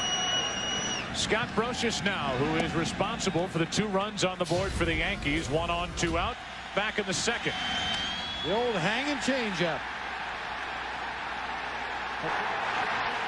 On a changeup down low and away. Spencer hit it off the end of the bat. That changeup caught way too much plate. Fastball misses up. 1 ball, 1 strike. Kent Mercker is working on 2 days rest. Pitched that Sunday night game in the division series. Really thought he felt too good when he was out there. Mercker, who had been injured on September 6th in Seattle when he collided with Wilton Veras in foul territory down the third base side. He hurt his rib cage on the right side. Went on the 15-day disabled list. The ribs starting to feel better. That's trouble down the right field line. If it's fair, diving try by Nixon. Can't get it. It rolls down toward the corner, and Brocious will at least be at third. Played by the second baseman, Offerman. Terrific hustle play by Offerman. And it's a 2-out triple for Scott Brocious. Jose Offerman just saved a run.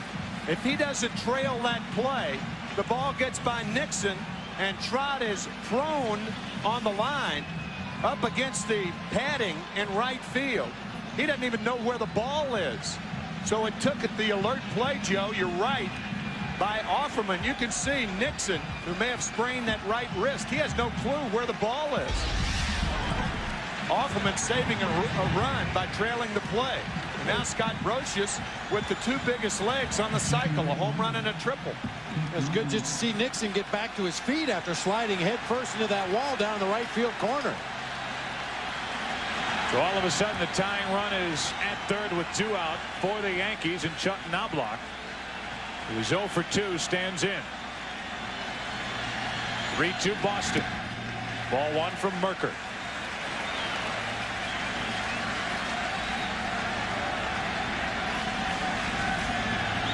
Doing very little in this postseason. After a regular season in which he bounced back at least toward the form the Yankees and the rest of baseball saw from Knobloch when he was with the Twins. Second year with the Yankees, he took a strike. 1 ball, 1 strike. Here's Jose Offerman taking nothing for granted, going out to right field, and now realizing that Nixon can't get to it, so he just keeps on running. And had he not done that, to reiterate, Brocious scores.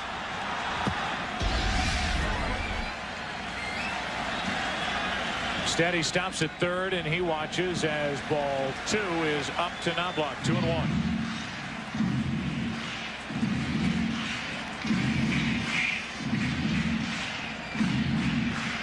Jeter is next, so Knobloch ought to get something to hammer here with a 2-ball, 1 strike count. Brocious the tying run at third. Ball 3, 3-1.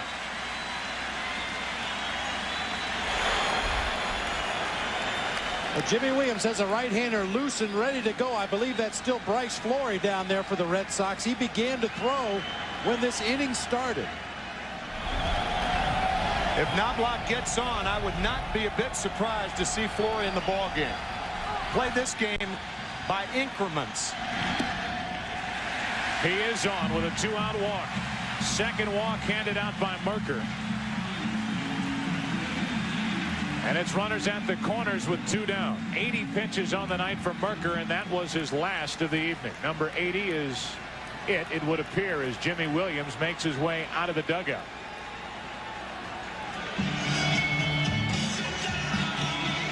Joe Kerrigan made an earlier visit. We'll wait and see if Williams does make the change. He's at least out there to talk, state his case to Mercker. Mercker, who was disappointed when he was yanked in the second inning on Sunday night. I'm sure hoping he gets a chance to face Jeter. The Boston Red Sox beat the Cleveland Indians 3 out of 5, and not one starter won a game. Starters for the Red Sox 0-1 in that 5-game series.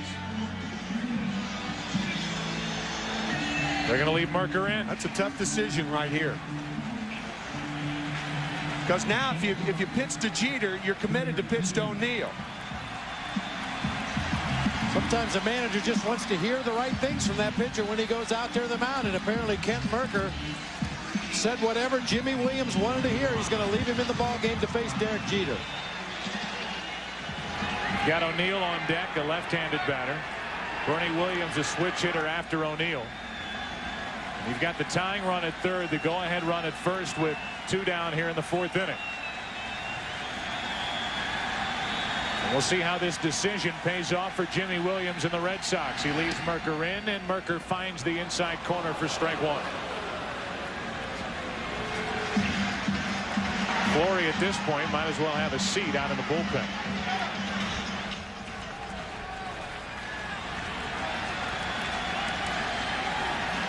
Flory has stopped throwing for the moment as the 0-1 is brought home, and Jeter took strike 2 over the inside corner. 0-2. 2 inside fastballs to Derek Jeter. So if you're going to crowd him early, if you're Derek Jeter, you can look for that ball inside late in the count too. Led the American League with opposite field hits and a notorious 2-strike hitter. First and third, 2 down, 1-run lead for the Red Sox, and Jeter pops it foul. Back toward the Yankee dugout, and just out of the reach of Veritek. Remember, the wind is working in a manner which would bring that foul ball back toward the field of play. Veritek, who had one brought back behind him that he missed back in the first inning,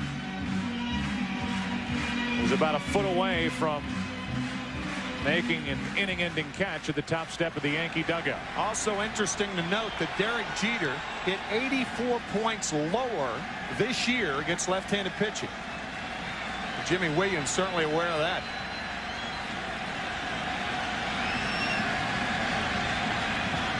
Jeter could tie it with a hit. To the third baseman, Valentin.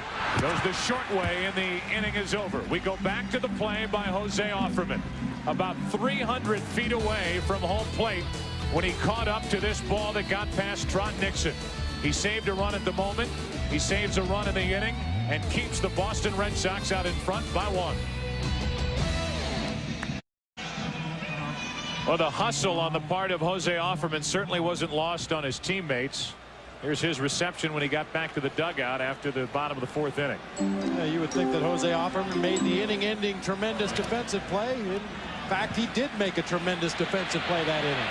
Saved a run. The Red Sox lead by 1, and that's the first out here in the 5th inning off the bat of Garcia Parra into the glove of Bernie Williams. We talked about Jimmy Williams not being afraid. The easy move last half inning would have been to bring in Bryce Flory. That's an easy move. It's not second guessed. Merker couldn't pitch 2 innings on Sunday. You're facing a guy who had 219 hits during the regular season to lead the major leagues. Jimmy Williams isn't afraid to be second guessed, and he stuck with Merker, and Merker got the out to keep the lead and end the 4th inning. And Merker will take the mound, we assume. We're not sure, as Rich Garces begins to warm up down there in the bullpen, but with the lefty Paul O'Neill leading off, followed by 2 switch hitters who hit better from the left side of the plate, it would figure that Merker will go back out to take the ball to start the 5th inning. And Tino Martinez, the left-handed hitter, is batting 4th. Missing down and in, now 3-0 on Troy O'Leary, who was walked and struck out tonight. Red Sox got 2 runs in the 1st inning. 1 run scoring on a throwing error, another on an RBI base hit by Daubach. Led 3-0. An RBI single by Offerman in the 2nd, who, by the way, is 2 out of 3 to go with that good defensive play.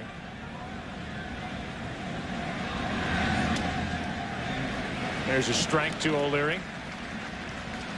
And then the Yankees came back with 2 runs in the bottom of the 2nd on a home run by Brocious to make it a 1-run game. No scoring since then as O'Leary lines to right. O'Neill a late break and the catch as he falls on that right side.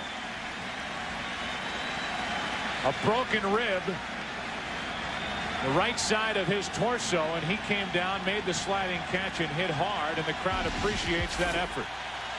You could see the slight grimace on Paul's face when he got up after this sliding catch. And a standing O for Paul O'Neill. You could see the grimace when he lands, too. Watch the face.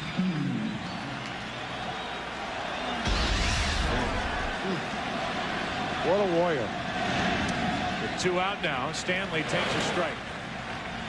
Paul O'Neill is as valuable a player as there is in any clubhouse across baseball. 2 out, nobody on, and that's ball 1. 1 ball, 1 strike as they chant Paul O'Neill's first name, Paulie, Paulie.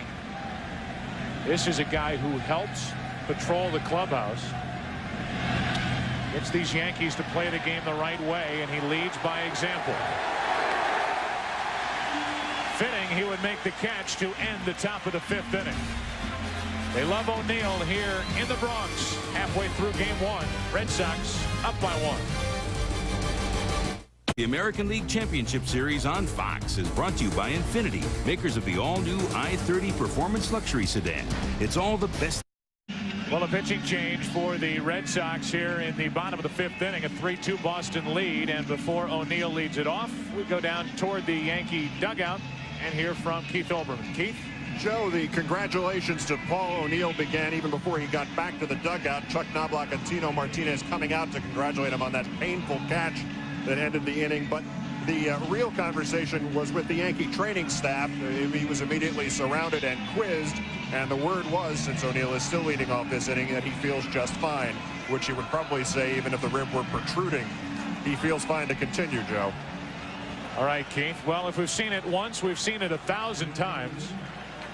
The guy who has a broken rib makes a sliding catch for the 2nd out in the top of the 5th inning. You see the broken rib in St. Pete, Florida, on your left, the 2nd of October, and now the sliding catch. If we've seen it once, we've seen it 1,000 times. That guy will eventually lead off the next inning. And here he is to start the bottom of the 5th for the Yankees, and he takes a ball from Rich Garces. And with all the left-handed batters coming up, Bob mentioned the 2 switch hitters sandwiched between the left-handed hitting O'Neill, the left-handed hitting Martinez. Jimmy Williams once again says pooey to conventionality. 1 ball, no strikes. Garces, you see the numbers you just did. Terrific out of the bullpen this year for Jimmy Williams. He did a nice job in relief of Merker in that game in the division series. Came in and pitched 2 1/3 inning of a 1-hit ball, gave up only 1 run, and that scored after he was removed from the ball game. 1 ball, 1 strike. High delivery, and O'Neill fouls it back toward us. You see so many managers that are so hung up on matchups, getting lefty-lefty, righty against a righty. Jimmy Williams has gone the opposite here in the last 2 half innings, leaving Merker in to face Jeter. Jeter grounded into an inning force out at second base. Now he brings in the right-hander, and O'Neill reaches for one and rolls it to Offerman, 1 away.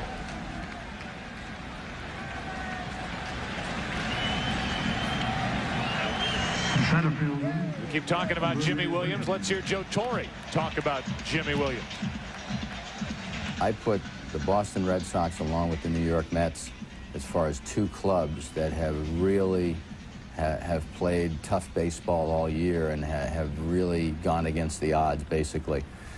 Jimmy Williams is responsible for that in my mind. He's manager of the year, hands down, because of all the problems he had with his main players. 1 out, nobody on, and a pitch up and into Bernie Williams, ball 1. Tom Gordon, their ace reliever, out for the year. He's back now, but out for most of the year. John Valentin played 113 games. Pedro Martinez on the disabled list. Even Nomar Garciaparra on the disabled list. Thin to start out with. And yet here they are. 1 out, nobody on, the 1-0 pitch. There's a strike from Garces. When you talk to Jimmy Williams about his ball club, it's hard to get him to be specific. He says, we've just got a bunch of ball players. These guys love to play ball. That's about as much as you get out of Jimmy. Yeah, he emphasized that these guys are baseball players. Which cleared a lot up for me. Really? 1 ball, 2 strikes. It's funny. It's such an interesting study because he says what he says, and then afterward he'll come up and go, look, I'm sorry. That's just all I have to say. That's right. I didn't give you much, guys, but hey, it's just the way it is. We're worried about this game right now. Okay, see you tomorrow. Yep. 1 ball, 2 strikes, and Williams takes ball 2. And I got a pretty good feeling it'll be the same way tomorrow. Yep. You played for the guy. Well, unfortunately, Jimmy got fired while I was there. I had a lot to do with that. Maybe that's why he doesn't talk to him. I guess that's it. Must be me. It's your fault. 2 balls, 2 strikes. 1 out, nobody on Williams. Chili Davis on deck, and Williams hits it into center field. Aaron Lewis, he's automatic in center. 2 up, 2 down. I'll tell you, as much as any manager managing today, the one guy that comes to mind when I see Jimmy Williams and the way he handles his team and the press, everybody else, is Bobby Cox. Influenced enormously by Cox, both with the Blue Jays, his third base coach. He took over for Bobby Cox in 1986, then returned to Atlanta, became Bobby's third base coach for 6 years. And that's it's almost the way Bobby Cox is diffusing that situation with the New York Mets in Atlanta right now. 2 out, nobody on, and a strike is into Chili Davis. Have you seen in recent memory a manager manage the postseason better than Bobby Cox? No, not for 2 games. No. Well, really, I guess the Atlanta series too, aided by that remarkable play by Walt Weiss. You have 2 starters with saves, Millwood and Smoltz. And he did what fans in Cleveland at least wanted Mike Hargrove to do in Game 3 of the division series against the Red Sox, and that is go for the throat. You've got a 2-game lead. The Braves at the time had the 1-game lead, and they were really wanting to end the series right there. So he brought in guys out of the bullpen. He brought in Maddox. He brought in Millwood, who got a save. And tonight in Atlanta, he brought in John Smoltz, who got the save, as Chili Davis grounds back to Garces. And so Jimmy Williams brings in the right-hander. 3 left-handed batters to face Garces. A 1-2-3 inning. First time the Yankees have gone in order. Times Square here in New York. American League Championship Series on Fox is brought to you by Infiniti, makers of the all-new i30 Performance Luxury Sedan. It's all the best thinking. Turns out a pleasant night in October here in New York, and El Duque, Orlando Hernandez, was back to the hill, and here is his night. We said at the top of the show in the scouting report, very much a fly ball pitcher. He's true to form so far in this ball game. It's the outside corner. It's a strike in to Jason Varitek. If you don't know the story, Orlando Hernandez, who defected with 7 others on December 26th of 1997, eventually established residency in Costa Rica, to gain free agency with Major League Baseball, signed on with the Yankees. Tim talked about it. He's been really the most consistent starter they have had outside of David Wells last year, who was obviously no longer wearing Yankee pinstripes, even though every time somebody asked him, he wishes he was still wearing Yankee pinstripes. But Hernandez has been the most consistent, certainly this year, for Joe Torre. And on 0-2, a line drive base hit off the bat of Varitek into right. Leadoff man is on for the Red Sox here in the 6th inning. So another ball hit in the air off of Hernandez, and Bob was talking about that scouting report. Curveballs, fastballs, that 4-seamer conducive to fly balls. It's the 2-seamer, the sinker, that goes down that gets the ground balls. But of course, Hernandez doesn't throw that pitch. So from that I told you so to another. You know, it's a big story now that Orlando Hernandez turned 34 on Monday, not 30 as they report in the media guide here with the Yankees. 1 on, nobody out, and Lewis trying to bunt, bunts it foul. Had more people been paying attention to the Fox Saturday Baseball Game of the Week 2 months ago. Yes. You, sir, Tim McCarver, told the world that El Duque was about to turn 34, not 30, as he took a few years off when he came to the United States. Aided and abetted by Dr. Roberto Echeverria, who is a professor at Yale and wrote a book called The Pride of Havana, a book about Cuban baseball. Matter of fact, Orlando Hernandez played for the Industriales down in Cuba, and that team or a team formerly named before the revolution back in the late 50s. Had been around since 1878. 1878, playing organized baseball in Cuba. That was 2 years after Custer's last stand. For those of you interested in that type of stuff. He says, smirking at the 30-year-old to his left. 1 ball, 1 strike. With 1 on, nobody out. Bob Costas talked about it during the division series, and I thought said it well when he talked about El Duque. As Lewis bunts it in the air, 1 hop to Martinez, down to second, out. That's the only play. Force out 3-6, and with the speed of Lewis, they were not going to turn 2 anyway. Throw was a little high, but the easy put out on the force out. Just to finish about Hernandez, as we watch the replay of this bunt, which was bunted too hard right at Tino Martinez, and they get the lead runner, Varitek, who doesn't run all that well because he's a catcher. Oh, please. Come on. Knock it off. Go ahead. Show me how well he runs. Playing him close. That wasn't his fault. The ball was bunted too hard. Bunted too hard. Stay off the catchers. I know. But what Bob was saying was it is understandable that somebody like Orlando Hernandez, because of the government situation down in Cuba, he had a lot of his youth taken away, would shave some years off to give himself better opportunity for a bigger contract for more years with Major League Baseball in the United States and Canada. 1 on, 1 out, and the pitch is in for a strike to Trot Nixon. Which begs the question, why only 4 years? I mean, if you're going to knock some years off, make it worthwhile. Tell him you're 19. I guess El Duque kind of thinking that you better stay within range. Otherwise, you can't sell it. Come to think of it, I think now my mom is part Cuban. She's been knocking years off her age for the last 10 years. I was going to say, you don't have to go to Cuba to find people who knock years off their age. There are a lot of people in this country who do tons of them. And it happened in the 30s and 40s in Major League Baseball. Sure.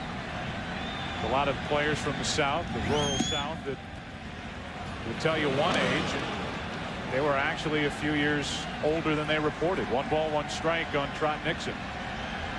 Sorry, Mom.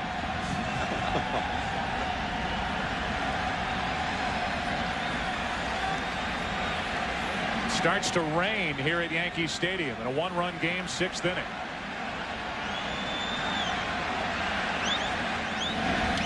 And Nixon pops it up into the raindrops, foul left side, and that is strike 2. We take you back down to Keith Olbermann in the protection of the Yankee dugout. Yeah, Joe, apart from the fact that we are getting drenched here, you're talking about shaving time off. Yankees signed a pitcher named Rollin Sheldon in 1960. They were told was 21 years old or 20 years old.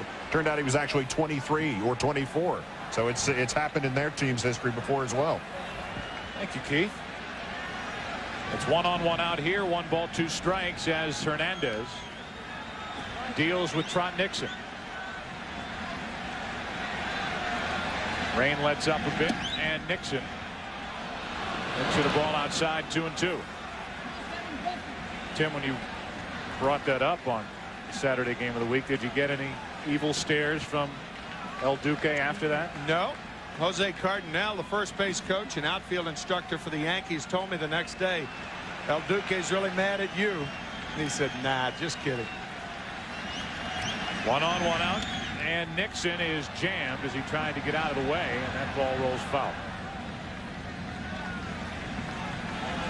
That was a key pitch to make contact as far as the Yankees are concerned. There's Jose Cardinal, first base coach for the Yankees.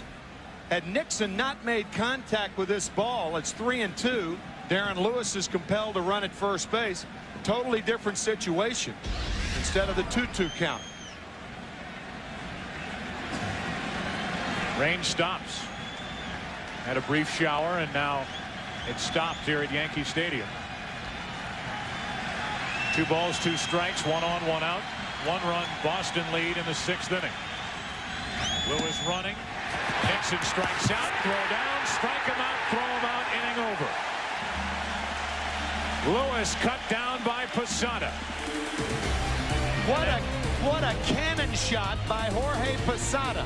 I mean, a tracer to get Lewis. First double play of the night belongs to the Yankees, and we are through 5.5. Mel Stottlemyre, the pitching coach, and Orlando Hernandez speak primarily in sign language. El Duque is not fluent in English. Mel is not fluent in Spanish. But they get the point across. A little body English there, trying to indicate. It appeared to be the 2-0 pitch. Where was the 2-0 pitch? And El Duque indicated just off the corner. Tino Martinez swings at the first pitch of the bottom of the 6th inning and pops it up. Offerman and Nixon makes the catch. Offerman peeled away, and Nixon, both were calling for it, was able to throw a glove out and make the catch for the out. You're absolutely right, Joe. He just threw his glove out here. He took his eye off the ball. He never saw that ball coming down. His eyes were down looking at Jose Offerman. He just stuck his glove out, and the ball caught him. Oh, my.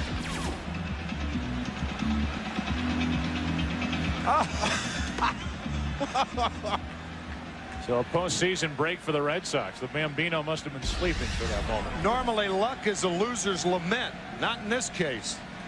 1 out, nobody on, and Posada takes a strike from Garces, who has retired all 4 Yankee hitters he's faced.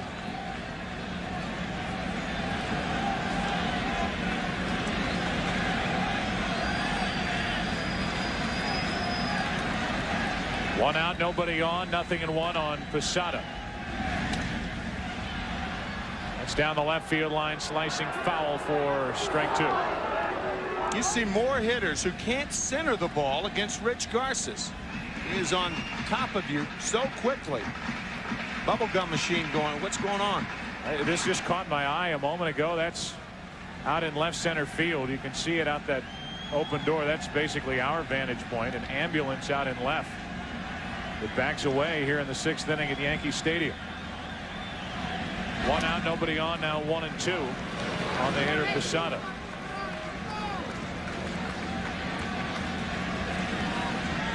Mentioned Garces pitched 2 1/3 inning against the Indians in that division series. Gave up only 1 hit. Tremendous control in that ball game. Painting that outside corner with the fastball and the slider.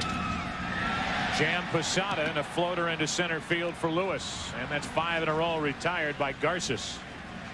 So with 2 out, nobody on. We'll remind you that Friday, catch the most original new police drama in years on the series premiere of Ryan Caulfield, Year 1. And the creator of the X-Files brings you the ultimate mind game, Harsh Realm. It all starts Friday at 8 Eastern, 7 Central, here on Fox. That's Friday night, when this series will take a rest. Getting back up for Game 3 on Saturday afternoon, Roger Clemens and Pedro Martinez at Fenway. You'll need your rest for that one. I was going to say, everybody will need a breather before that one. Spencer has singled, scored a run. Batting with 2 out, nobody on, and that's 2 quick strikes from Garces. That's often how you can tell a pitcher's effectiveness. Not only that he gets hitters out, but how the hitters make outs. Do they hit it sharply on the ground? Do they hit line drives to outfielders? Catcher and pitcher keep the fat part of the bat off the ball. That's their primary responsibility, and Garces does it wonderfully. 1 ball, 2 strikes.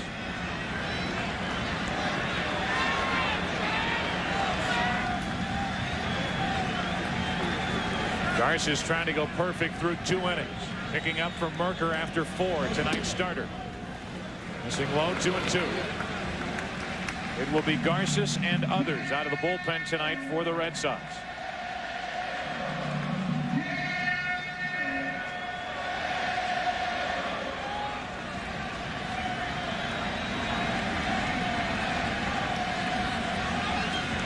Base is empty with 2 down. Red Sox up by 1, and Spencer strikes out. Through 6 innings in Game 1, Red Sox up by 1. A little luck in the bottom of the 6th inning for the Red Sox and Trot Nixon. Back after this from your local Fox station. 7th inning now of game 1 of this ALCS. Welcome back to the booth. Joe Buck, Bob Brentley, Tim McCarver. We wear these ribbons in support of those stricken with ALS, Lou Gehrig's disease. Helen Hunter, the widow of Catfish Hunter, throughout the first pitch here tonight. And for those of you stricken with that horrible disease, and for those trying to find a cure, we wear these ribbons in your honor. Helen Hunter watching throughout the ceremonial first pitch tonight with son Todd, son Paul, and daughter Kim, who is seated next to Helen. And one of the most beloved Yankees who passed away earlier this year. Pitched with the Athletics, pitched with the Yankees. Stricken with ALS, and baseball lost a good friend earlier this season. As the pitch is up and in, 1 ball, 1 strike. To the leadoff hitter in this lineup for Boston, Jose Offerman. Derek Lowe, who has been solid out of the bullpen for the Red Sox this season and in the postseason. Little stumble in game 5, but it didn't cost the Red Sox in the division series. Starts to loosen. So it starts to rain again here at Yankee Stadium as we begin the 7th inning. That can't be safe. Offerman flies into right center field. Pretty well hit. Bernie Williams a long run. 1 away, and Offerman is 2 out of 4.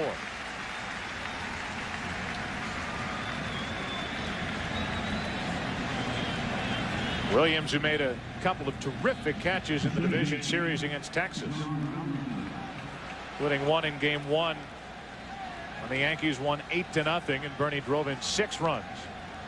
It's a rather routine catch. 1 out. The batter is Valentin, who has doubled, reached on a fielder's choice and an error, and scored a run. We saw El Duque drop down on that first pitch here to John Valentin. He has not changed his arm angle in this game as much as we anticipated. Dropped down to throw a slider here. First pitch to the Red Sox third baseman, misses just off of the outside corner. Dropping down there and hitting the outside corner. 1 ball, 1 strike.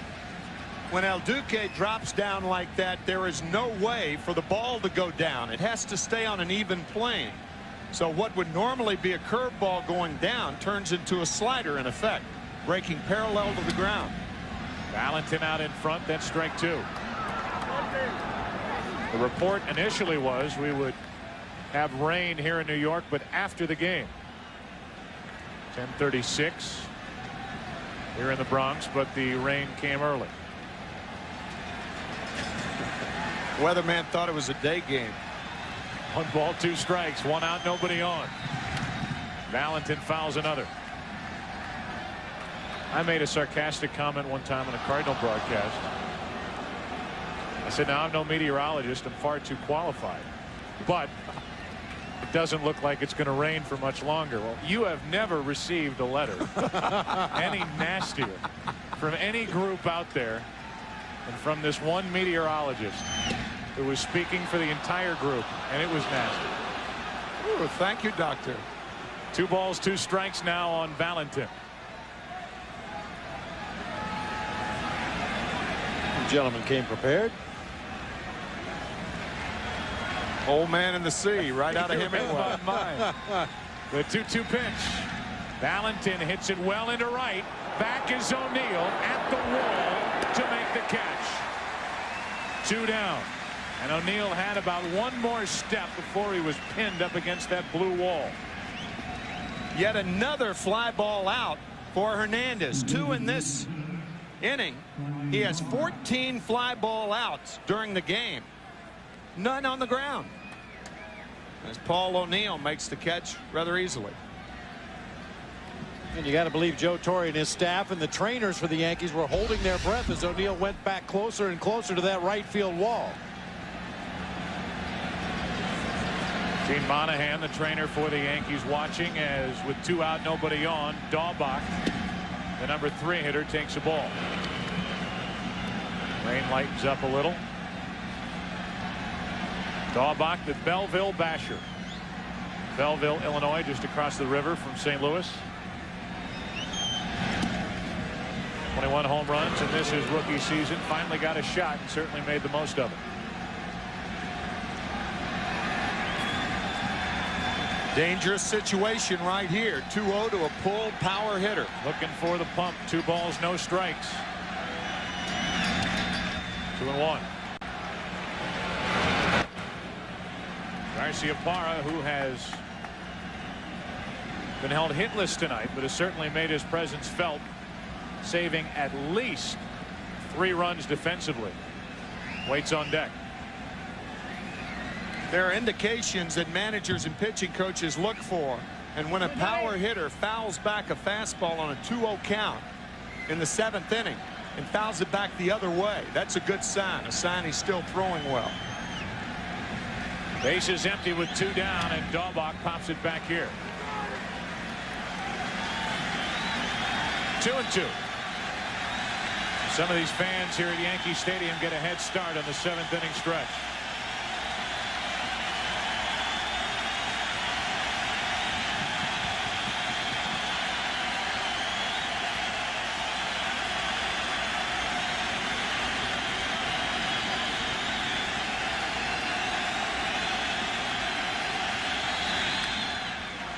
Into left center field. Williams to his right.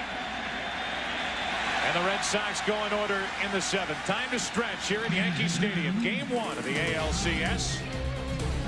Brocious, Knobloch, Jeter due up for the Yankees. They trail Boston by 1.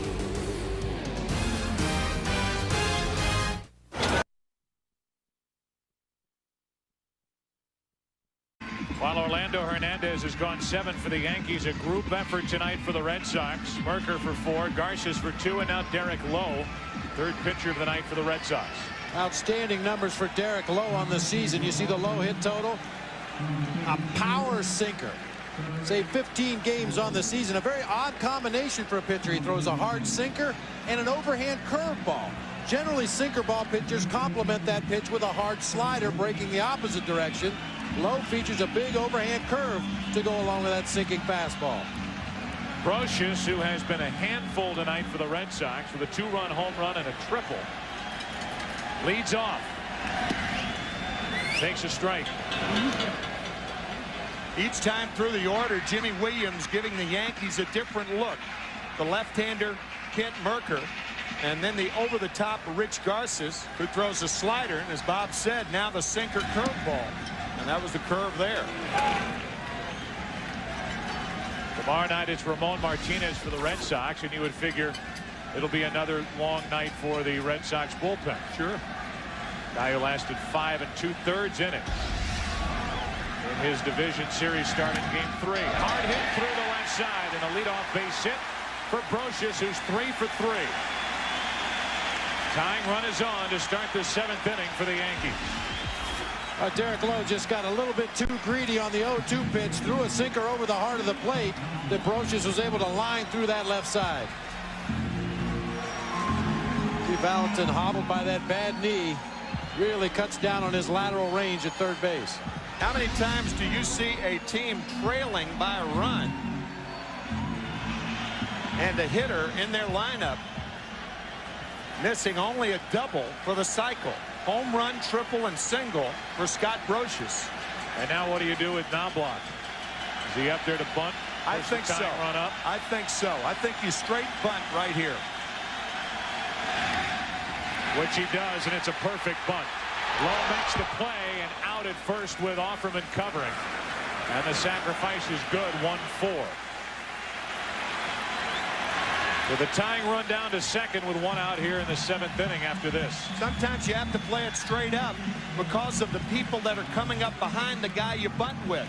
And with the meat of the order, Derek Jeter, Paul O'Neill, Bernie Williams coming up, Joe Torre properly, in my opinion, playing it straight. I agree, Tim. That's the right move to make, but it had to be tough for Chuck Knobloch, a guy that's 6 for 13 this season against Derek Lowe with a home run. Wow. And now Jeter. Jeter had a chance with 2 on. Yankees down by a run in the 4th inning. Grounded into a force out. That was against Merker. Against Lowe, he takes a strike.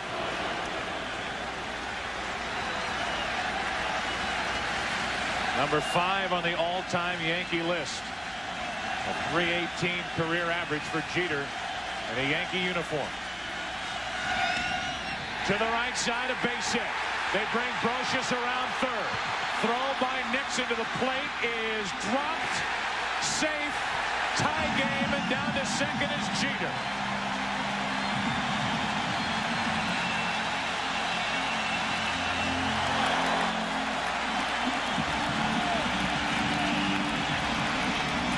With the parents of Derek Jeter watching, the base hit into right, a strong throw by Nixon, and Veritek dropped it. Boy, are you ever right. That was a terrific play on the part of Trot Nixon, because Jeter doesn't hit it that well. Fielded well on the short hop, and a good throw to Veritek. That was not an in-between hop. That ball was right there. Brocious crashing into Veritek. I think what happened, Jason, looked like he took a peek at the last minute as Brocious came into him. And by taking a peek at the runner, he dropped the ball. Right there. You could see Veritek's head start to move to the left to pick up Brocious coming down that third baseline. Just a split second before the ball got there. Bob, I think it's epidemic with Major League catchers who are wearing their mask when they protect home plate. The one thing that wearing the mask does, it cuts down on your peripheral vision. When you're looking to your left, you're seeing bars, not the runner. And Veritek had the mask on, and Brocious knocked it off. See a lot of Major League catchers trying to block home plate with their mask on, and to me, it's not the proper approach. You don't get the proper look at the runner, and it costs Veritek here. And most runners coming into home plate don't go for your head anyway. They go for the glove. They try to jar the ball loose.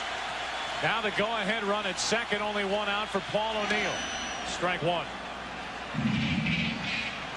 The Red Sox, who have only one left-hander in their bullpen, Real Cormier, have Derek Lowe on the mound. And it'll be one lefty after another to the plate for the Yankees, and it's the right-hander, Tom Gordon, getting loose. And he just started to throw. The Yankees now a hit away from taking the lead. To the left side, and Garciaparra kicks it. Can't handle it, and O'Neill's safe at first.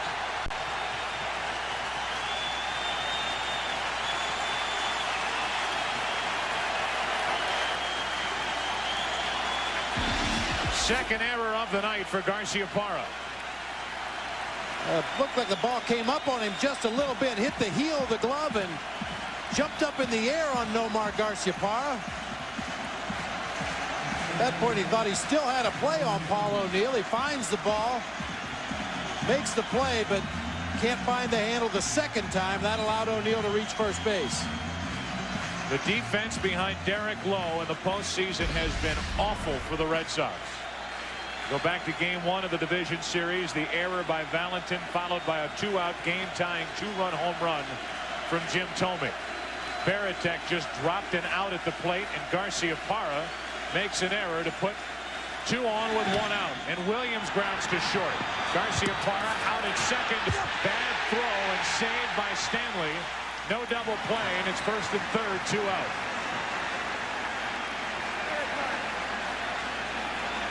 The ball was not hit that hard, and what that did, it gave Paul O'Neill a chance to get down on top of Jose Offerman and perhaps cause the bad throw. Nope, Offerman had a clear shot, dropped on the back end. Well, Boston turned the fewest double plays in the American League this year, mostly due to the fact that Jose Offerman has a lot of problems making the exchange and getting that ball off to the first baseman.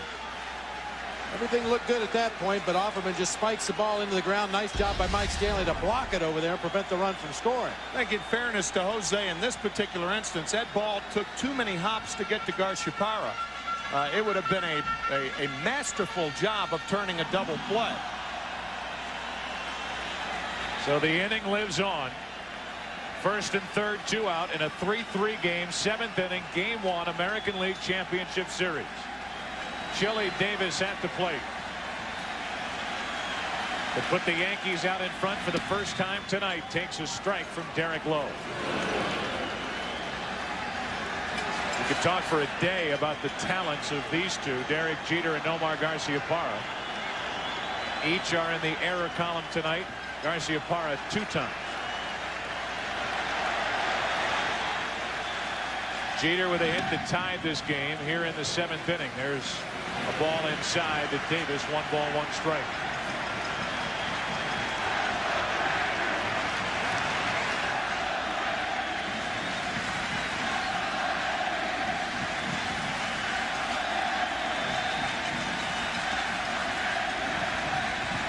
The rain pounding down in the 7th inning. Davis gets a good rip.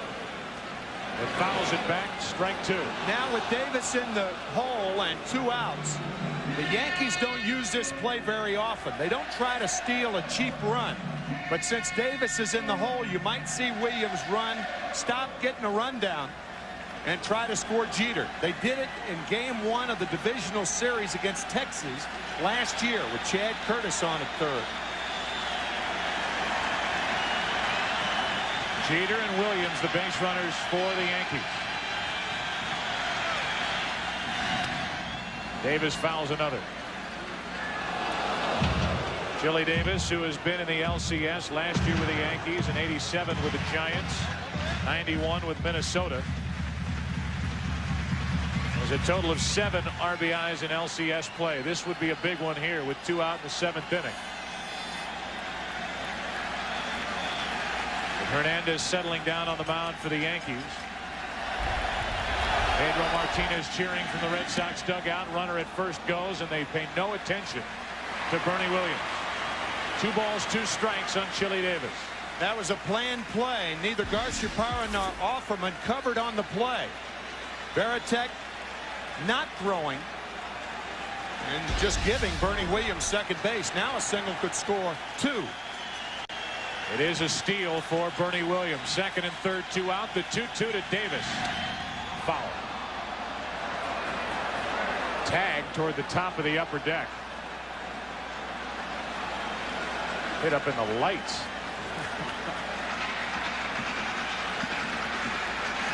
A sinker just off the inside part of the plate. And with 2 strikes, Chili Davis is thinking protect the plate. He hit that one in the hot dog stand. 2 balls, 2 strikes. Davis 0 for 3 tonight. Inning over. Derek Lowe keeps it a 1-run inning. It could have been a scoreless inning. A dropped ball at the plate by Veritek, and the Yankees have tied it. Through 7 in Game 1. Yankees 3. Red Sox 3. We get into the 8th inning now, a 3-3 game. Action for the Yankees out in their bullpen. Jeff Nelson is the right-hander. Mike Stanton the lefty. We go back to that throw by Trot Nixon, which in retrospect was a sensational throw. You want to talk about getting every part of your body into a throw. Watch Trot Nixon after he lets this go. He's airborne. And it was a strong throw to the plate on 1 hop. Veritek just didn't hold on to the ball. The mask come flying off there at the end of the play. That was the tying run in the bottom of the 7th inning. Now here in the 8th, it's Garciaparra to lead off against El Duque, who has retired 9 of the last 10. And there's strike 1. Nomar's going to see that pitch again. It would be dead wrong for Hernandez to try to come inside to Garciaparra in this situation. Too quick. 1999 led the American League with that .357 average.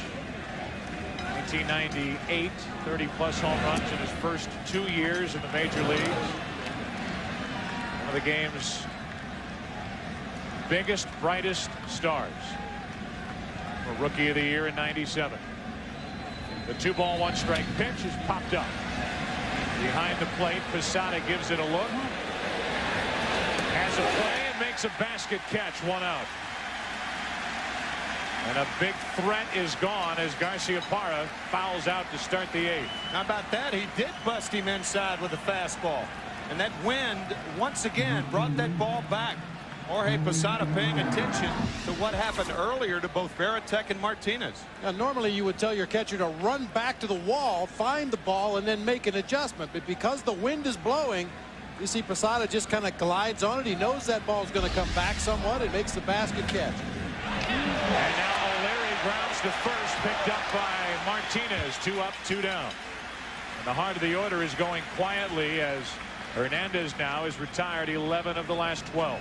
Used to be in baseball that the third baseman and first baseman would always be on the line in a tie game from the 7th inning on. The managers are more selective right now. But Joe Torre putting Tino Martinez over there properly with the pull hitting O'Leary, and that saved the double for the Red Sox. And now Scott Broch is playing a couple steps closer to the third baseline. As Stanley takes ball 1 low and away. Approaching 110 pitches on the night is El Duque here in the 8th inning with 2 out, nobody on.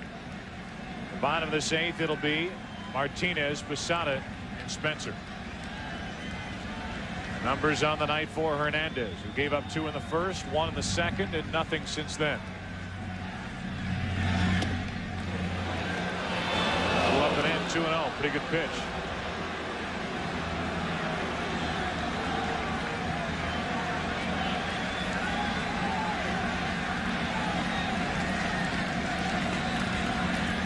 Two balls, no strikes on Stanley. That's a strike on a breaking ball. 2-1. Stanley single back in the third. 1 out of 3 on the evening. And that's hit well into center field, but not deep enough. Is approaching the track. Williams puts it in the leather, and Stanley is gone. A 1-2-3 inning in the 8th inning for Hernandez, who is really pitching well. Bottom of the 8th, still tied at 3. The American League Championship Series on Fox is brought to you by smooth, refreshing Michelob Light, beer or Michelob. By MasterCard. MasterCard, proud sponsor of Major League Baseball and fan of the great American pastime. By 10-10-321, now just 8 cents a minute for calls over 10 minutes. And by the people inspired to build vehicles for your mind and heart. Nissan, driven. Bottom of the 8th inning now, and Orlando Hernandez, after getting through the top of the 8th, gets a handshake from Mel Stottlemyre. Looks like El Duque is finished as Rivera cranks it up for the Yankees out of their bullpen. Tino Martinez leads it off against Derek Lowe and takes ball 1. 3-3 game. Game 1 of the ALCS. Martinez, Posada, then Spencer. Scheduled hitters in this inning, and that's ball 2, 2-0.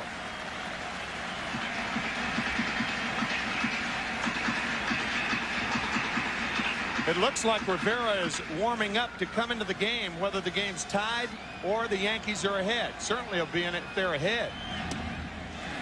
3-0 from Derek Lowe to the leadoff hitter in a tie game 8th inning.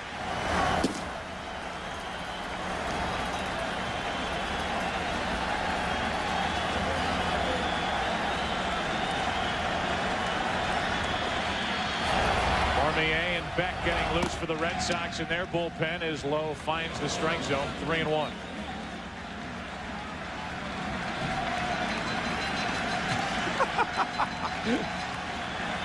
Joe not quite as animated as Popeye in that shot. Martinez with a full count, 3-2. Getting some encouragement from Don Zimmer. Martinez 2 out of 14 this postseason.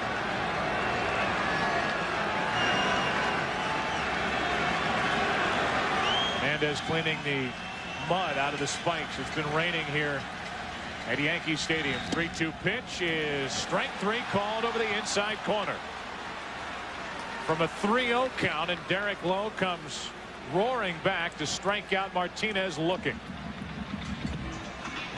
Don't forget that tomorrow it's game 2 of this ALCS. The Red Sox and the Yankees at 8 Eastern.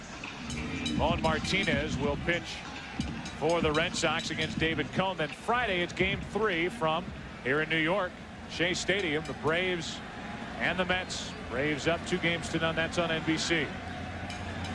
One out, nobody on, and here's Posada. There's a big rip and a foul. Might be saying at home, how can a power hitter like Tino Martinez in a tie game take a fastball on a 3-2 count right down the middle? What I think happened was Derek Lowe appeared to jerk that ball. A lot of pitchers will do that. Martinez looking outside, and Derek came across his body, and that ball tailing back over the inside corner, or even a fatter part of the plate. Something in the look confused Martinez. Speaking of looks, the opposite end of the spectrum with regard to Derek Lowe's windup compared to that of Orlando Hernandez. The breaking ball is low from Lowe. 2-1 on Posada. Here's that 3-2 pitch. You can see even Veritek is set up outside, but this ball is jerked inside and came over the fat part of the inside corner. Posada up on the count, 2 balls and a strike. And a ground ball to Offerman. Backhanded pickup. 2 up, 2 down. A little different look from Derek Lowe as he winds up and brings it to the plate. Very economical, keeps his body over his legs, which may sound funny, but a lot of pitchers, as they go into their windup, will rock back and then step into their delivery. Dick Cole, who was the former pitching coach here in Boston, cut down on his delivery to home plate, told him to keep his upper body and his head over his legs. You see that very unusual sidestep, and goes right into his windup. Now it's Joe Kerrigan, his 3rd season with the Red Sox, former pitching coach for the Montreal Expos, where he helped tutor Pedro Martinez, who is also now with Boston. Spencer, strike 1. It's a very odd look for a tall right-hander, 6'4½", to keep the right leg stiff and throw the ball down in the strike zone as Lowe does. Raining as hard now as it has at any point tonight. And it's 0-2 on Spencer.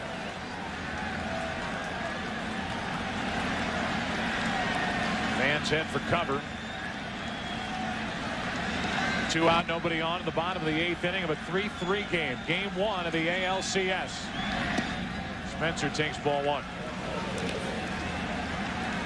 Shane a single, a run scored. He struck out twice since then and faces Lowe for the first time tonight.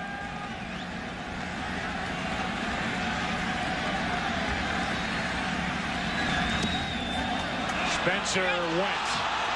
Tried to check his swing. He's rung up by Dan Morrison and can't believe it.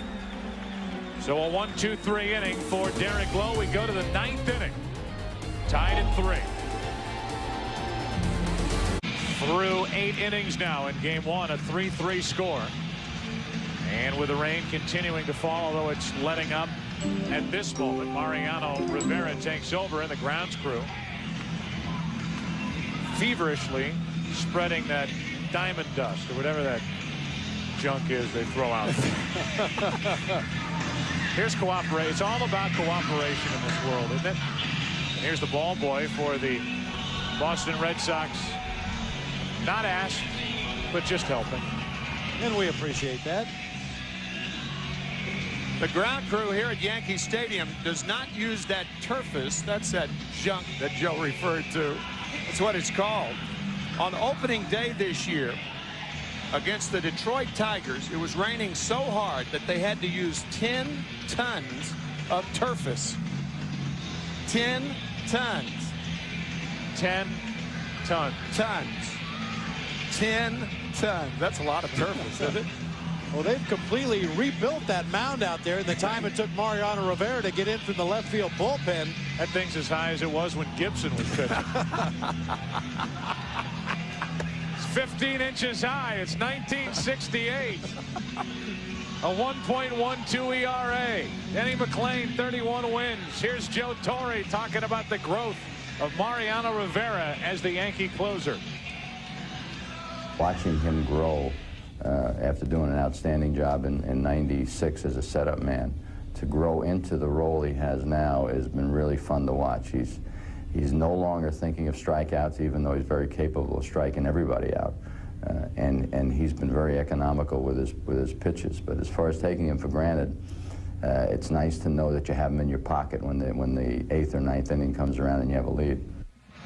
Well, no lead tonight, but it is the 9th inning, and Joe Torre goes to a guy who this season saved 45 games, and you go back over his last 30 appearances, he is unscored upon in any of those last 30 appearances, including the 2 postseason outings he had in the division series against the Rangers. The one thing you can do, if you do get someone on, you can run on Rivera. It's a big if. Yeah, that's right. He does not allow many base runners. You see the numbers on Mariano Rivera this season, the 45 saves, 52 strikeouts in 69 innings. That number could be considerably higher. You heard Joe Torre say he doesn't necessarily go for the strikeout all the time unless he really needs it. So here is Rivera just trying to keep it tied. It's 3-3 in the 9th inning of game 1. Veritek is jammed. Easy play for Navia, if there is such a thing. And we listen to Jimmy Williams talking to his first base coach Dave Joust about running on Mariano Rivera. Davey, we run on this guy. Yeah, he's about a 1-4. Yeah. I mean, it's a good pitch to throw on. The only thing is it's a good pitch to throw on because it's up in the zone. And like it hard. And hard. Yeah. He's a real good fielder, but he does not quicken up. He doesn't like to throw over. He'll throw over once. I got a bunt. I believe that. Yeah, okay, I just asked. Yeah. Talking about exactly what you two were talking about, and well, the word's out. And that's no secret that you can run on Rivera, but as Bob pointed out, easier said than done. If you can get to first base, then you can run. And what Jimmy said at the end there, I've got a bunt. That's provided Veritek gets on. Then he was going to use a straight bunt with Darren Lewis. But it didn't happen as Veritek was jammed and he grounded to second. Now with 1 out, nobody on, a 1-ball, 1-strike count on Darren Lewis. Trot Nixon will be next.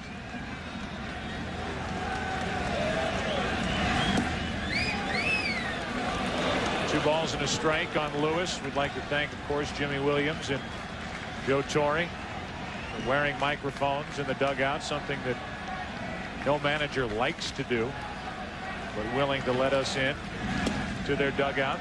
3 balls and a strike from Rivera. That's a sacred place, isn't it? The dugout, when you're talking about things that happen during a game or things that happen away from the ballpark. Joe Torre watching with interest on a 3-1 pitch. Full count on Lewis. Well, Lewis is a guy, should he reach base, that is certainly capable of stealing. I was thinking the same thing, Bob. You're right. And you heard Dave Joust say that Rivera is tough to run on because his pitches are up high in the zone. Got him over the inside corner. 2 down.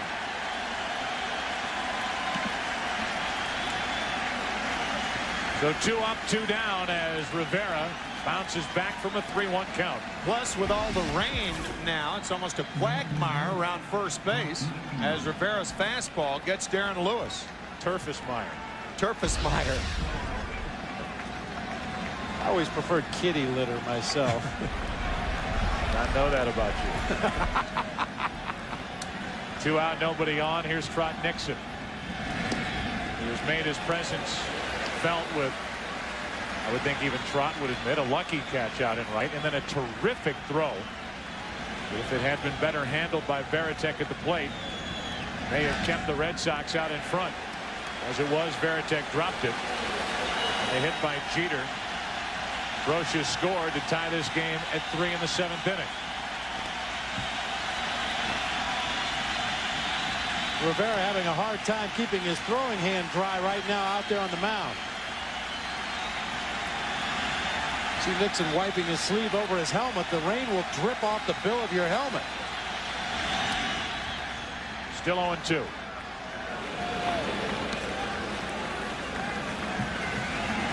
Fans are tough. Only a few have left for the cover of the concourse.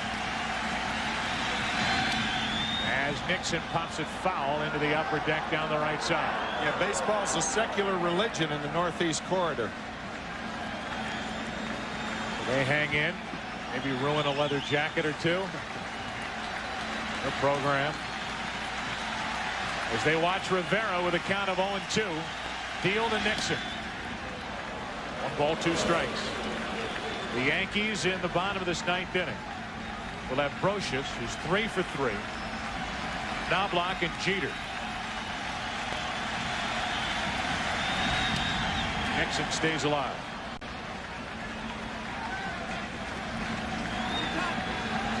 Tough mayor around these parts. And a big Yankee fan. Here's the question. If it were raining like this over at Shea, would he stay? He wouldn't be in that cap. Bases empty, 2 down, and Nixon grounds back to Rivera. Inning over. A 1-2-3 inning for Mariano Rivera. Scott Brocious, who is perfect on the night, will lead off for the Yankees. Bottom of the 9th inning, game 1. Tied at 3. Well, away we go in the bottom of the 9th inning. I've been playing clips from the movie Rocky, earlier the movie Rudy. They're breaking it all out here at Yankee Stadium. Rivera, scoreless top of the 9th before the bottom of the 9th inning. With Brocious set to lead it off, we take you down to Steve Lyons. Steve. Guys, it might be interesting to know that Scott Brocious, coming into this at bat needing just a double for the cycle, is from McMinnville, Oregon, where it rains about 9 months out of the year. So if anybody in that Yankee lineup is used to hitting in the mud and rain, he can smell a hit coming. Well, Steve, it has never happened in postseason play, a player hitting for the cycle. He has homered, tripled, singled, and scored, and he lacks only a double to accomplish that feat that's never been done in the postseason. We look at our game summary. We're all the way into the bottom of the 9th inning. Boston got 2 runs in the first. Derek Jeter error figured in heavily.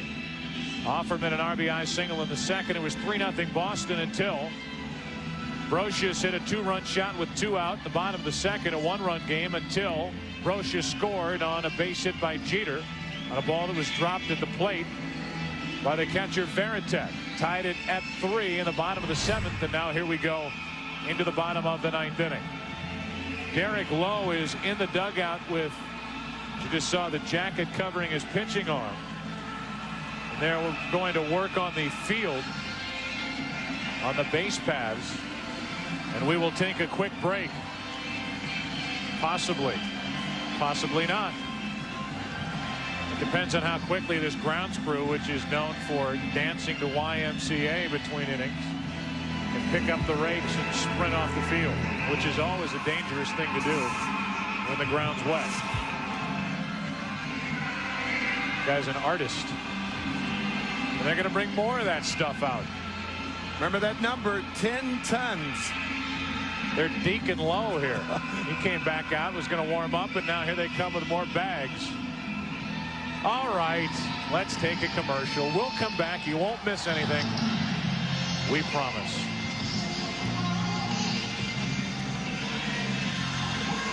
I knew.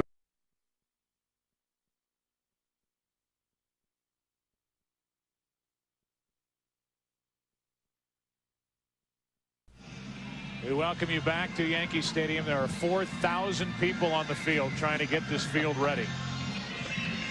We take you back to the construction of Yankee Stadium, which began May 5th of 1922 for a ballpark that opened on April 18th of 1923. They've added to the upper deck down the foul lines, at least in fair territory, since they first put Yankee Stadium together. The house that Ruth built. They crammed 74,200 in this ballpark at one time. They had bleachers out in the outfield, benches. Eventually, it grew out beyond the foul lines down each side. You see the upper deck down the right side. The first game here at Yankee Stadium, April 18 of 1923. And we talk about the history of this rivalry and how these two franchises are intertwined. They defeated the Boston Red Sox in 1923 when, with Babe Ruth in their lineup, they beat Boston April 18th.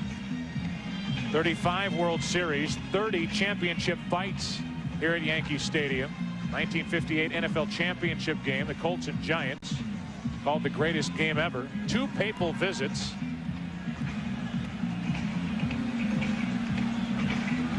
And we will read the newspaper at the time. April 18, 1923, Yankee Stadium opens today. Red Sox face the league champions. Men's suits, 45 to 78 bucks. Stock exchange back then. The low mark in 1923, and you look at the players, including Babe Ruth. While we talk about the ironies, the way these two franchises are intertwined, not only did the Red Sox open this ballpark, but the New York team, called the Highlanders at the time, very next year became the New York Yankees, opened Fenway in 1912. Finally, the grounds crew is finished. You look out at the retired numbers, and eventually Monument Park, which was put together back in 1932. The rain has stopped. We talk more about this rivalry, and the Red Sox indeed playing second fiddle, at least after Ruth was sold to the Yankees. First meeting in 1903. Finished 1-2 12 times, with the Yankees finishing on top of the Red Sox 9 of those 12 times. The 1978 one-game playoff for the AL East title, the Bucky Dent home run off Mike Torres. In 1941, Ted Williams hits 406. DiMaggio the 56-game hitting streak, and Joe D won the MVP. While we say the name Joe DiMaggio, you will notice on the left sleeve Scott Brocious, as he digs in, the number 5 in tribute to the late Joe DiMaggio, who passed away this year. And the black armband in tribute to Jim Catfish Hunter.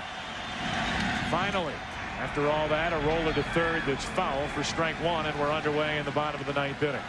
And with all the turfus that's been dumped onto the infield area, footing figures to be very treacherous. That composite will absorb the moisture, but it gets clumped in the cleats of the base runners and the defenders.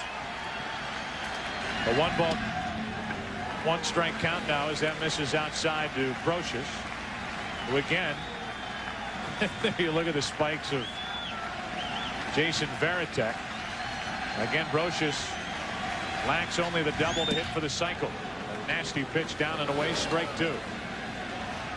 Also, the outfield is very wet. No turfus in the outfield, so when that ball hits, if it's a line drive, it's going to scoot and make it very difficult to pick up if you're an outfielder. Brocious leading off in the bottom of the 9th inning, a 3-3 game. The 1-2 pitch just got a piece. If that ball does skip in the outfield, you may be looking at the first guy to hit for the cycle in the postseason. 10 Yankees have done it in their storied history. And here is Brocious, who has homered, tripled, singled in that order. Cormier and Beck are both ready. And that came back for strike 3. 1 out. Brocious doesn't agree with a call. The late call by McClelland, and that strikeout number 4 for Derek Lowe. Oh, you remember that pitch to Tino Martinez that tailed back over the inside part of the plate.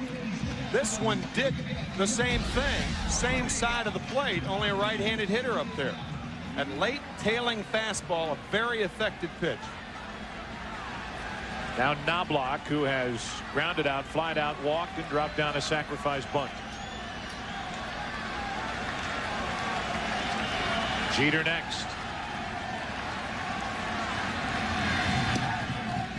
That hits the inside corner.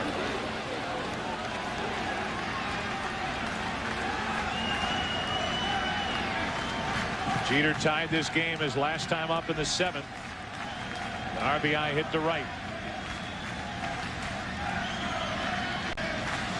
Knobloch on his backswing may have come back and hit the catcher, Varitek, so he hopped out of there. The 0-1. Strike 2.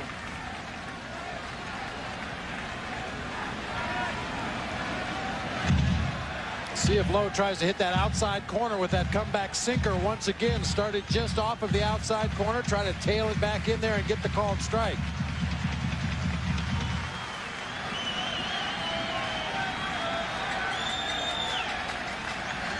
The 0-2 pitch from Lowe. Got away with one there. That was a real hanging breaking ball. I think what saved him, the pitch was too high for Knobloch. You see Jason Varitek laying his catcher's mitt on the ground, telling his pitcher, get it down, get it down.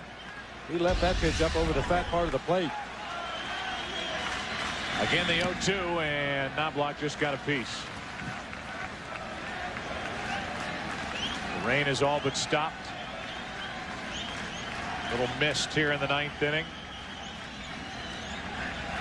This rivalry, these two teams meeting for the first time ever in the postseason. Wouldn't you know, game 1 is a 3-3 tie in the 9th.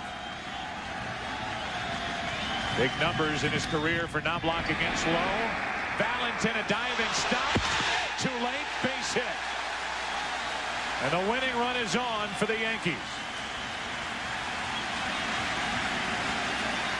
Great play by John Valentin. Look how quickly he gets to his feet. Just missing the speedy Knobloch.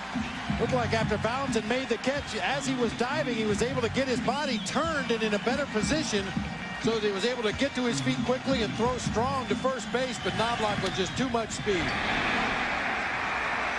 Another thing, on a breaking ball away, a right-handed batter gets down to first base a lot quicker than if he were jammed.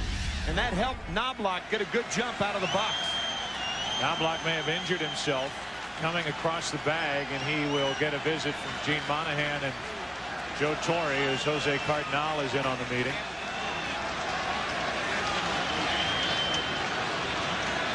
I think what he did was jam that right foot in making sure he was safe.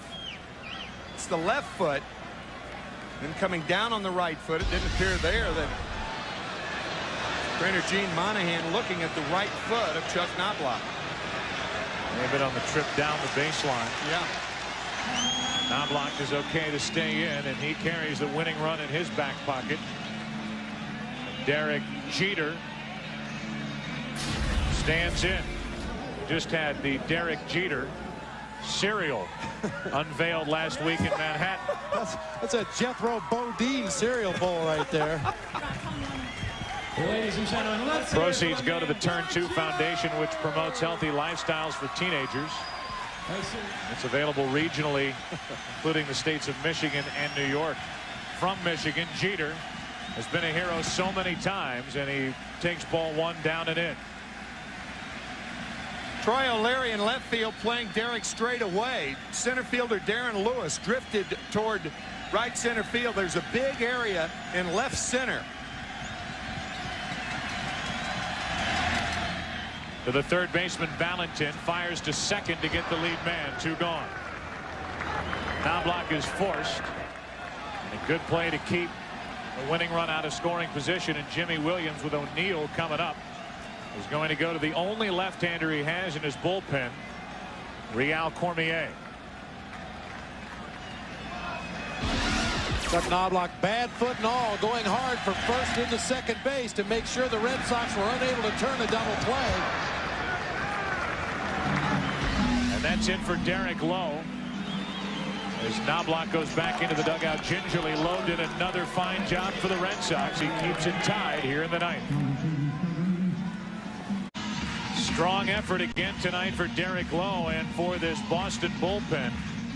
The numbers for Lowe as he hands the baton to Real Cormier, the only left-hander for the Red Sox in their pen.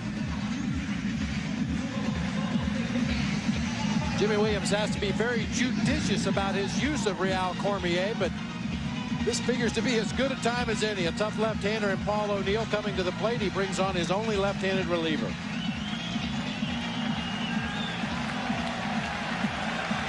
Tomorrow it's game 2 of this ALCS at 8 o'clock. The Red Sox and Yankees. David Cohn against Ramon Martinez. Then Friday night on NBC with Bob Costas, Joe Morgan, Jim Gray, 8 Eastern.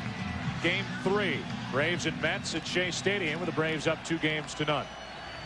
This is game 1 of the ALCS, and it's 3-3 in the bottom of the 9th inning. Winning run at first.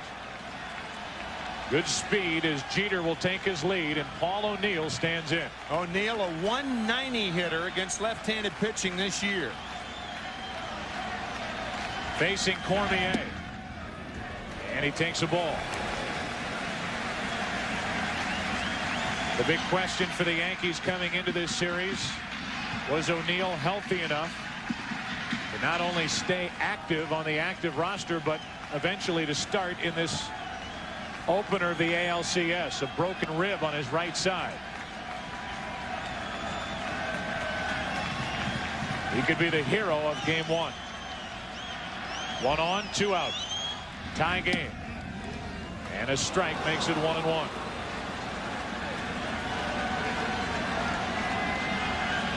O'Neill, a mild argument with Tim McClellan.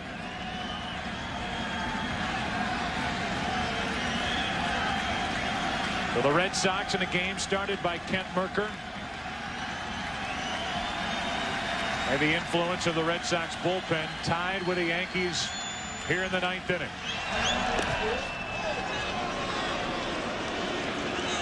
If we go to the 10th inning, it would be the top of the order for Boston. Offerman, Valentin, and Daubach.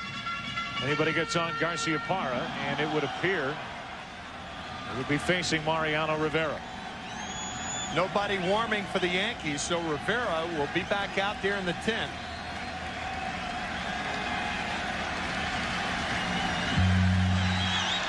That's another thing by bringing a left-hander in. You do 2 things. You suit him up against Paul O'Neill, batting only 190 against lefties this year, and you keep Derek Jeter closer at first base with the left-hander.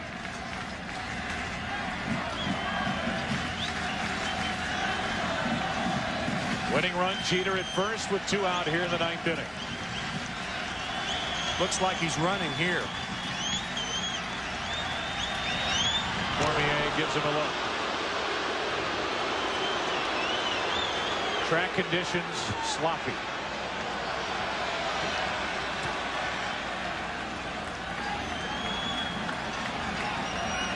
Rained heavily here the last couple of innings. The rain is now stopped.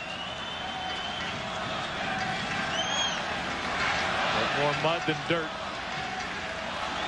on the infield. Jeter with his lead. 1 ball, 1 strike on O'Neill. And the crowd will start to get all over Cormier.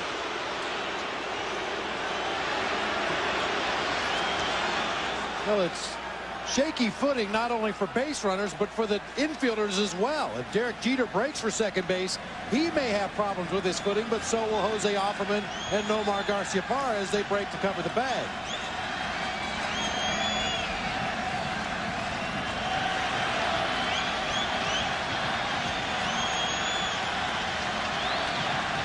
One ball, 1 strike on O'Neill.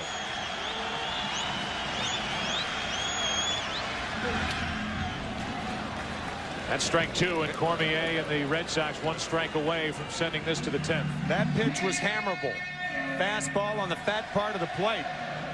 Kent Mercker doing a good job against Paul O'Neill, keeping the ball away earlier. Mariano Rivera. Rivera has worked 2 innings in a game only 3 times this year. And none more than 2 innings.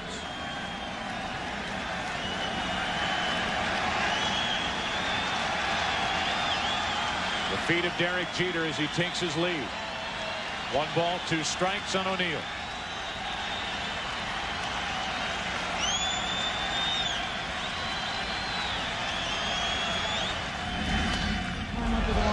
That's foul. And a nice pick on the other end by Jose Cardinal.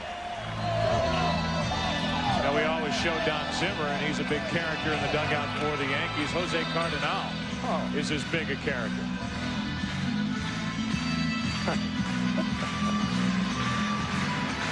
Now, not only do you get a character, but you get that look from Don Zimmer, which the cameras just seem to find him. Yeah, it looked like Zimmer was giving Jose Cardinal a hard time. Absolutely. After throwing that ball up into the stands, he made a face at it. Jose, of course, being politically correct there, throwing it up. 1 on, 2 out, 1 ball, 2 strikes on O'Neill.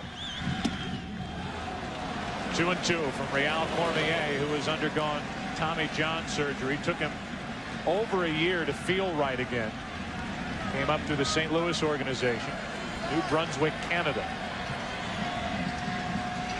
Guy who would chop wood in the offseason to stay in shape. He's still in that business, trying to break O'Neill's bat. 2 balls, 2 strikes, 1 on, 2 out. Tie game, 9th inning. Do it again. Well, with their outfield defense, the Red Sox are certainly anticipating Paul O'Neill hitting the ball to the opposite field. See the center fielder Darren Lewis way over into the gap in left center, and Trot Nixon in right field several steps over into the gap in right center. They're giving O'Neill a lot of room just to the right of center field, also down that right field line. Also playing a step or 2 deeper than they would normally play to prevent a double, because if a ball gets by an outfielder, Jeter's going to try to score.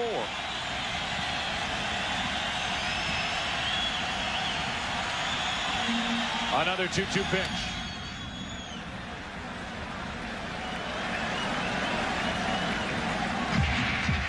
That's twice now in this at bat.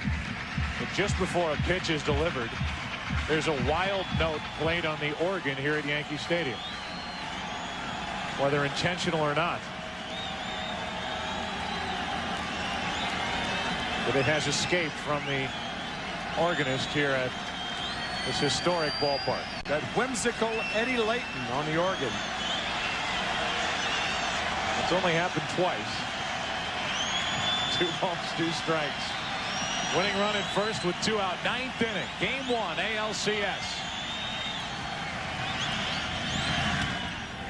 Down the left field line, slicing into the seats. Cormier's going to have to do something different. He's given O'Neill the same look too many pitches in a row.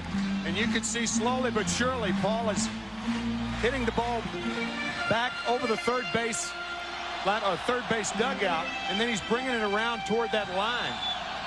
Got to mix it up a little bit and then go back out there. Looked like Joe Kerrigan was talking to Jason Varitek and telling him perhaps to go out and talk to Cormier about that very thing. Because the problem is, if Cormier wants to come inside on O'Neill, you better make sure you get it inside where he can't hurt you, because as we mentioned, the outfield defense is set up for Paul O'Neill to hit the ball to the opposite field. If you make a mistake on the inside part of the plate and allow Paul O'Neill to pull it, there's a lot of room down the right field line and in right center.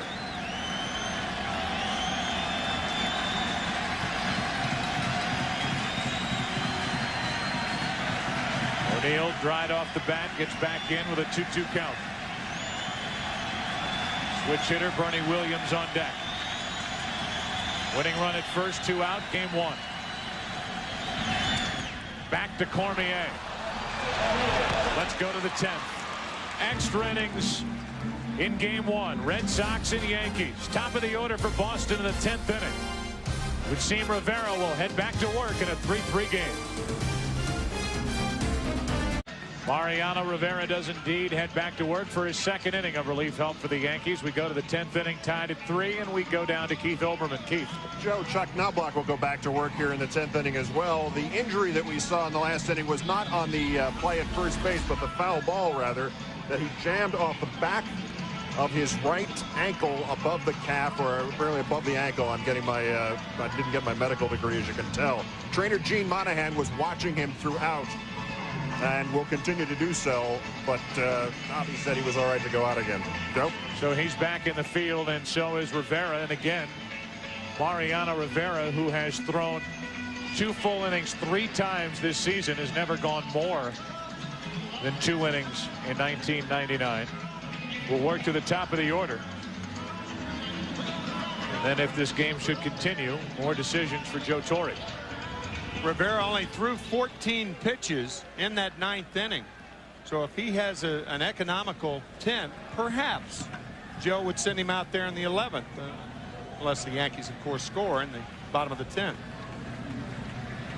Be sure to stay tuned to Fox for your late local news immediately following this game. For those of you who want more coverage of tonight's game, turn to your local Fox Sports Net or Fox Sports News. But right now it's the 10th inning. Game 1 of this ALCS tied at 3, and Jose Offerman, 2 out of 4, leads off and is overmatched with strike 1. Offerman, Valentin, and Daubach. Feeling we'll be seeing a few of those throughout the next week and a half. 1 ball, 1 strike.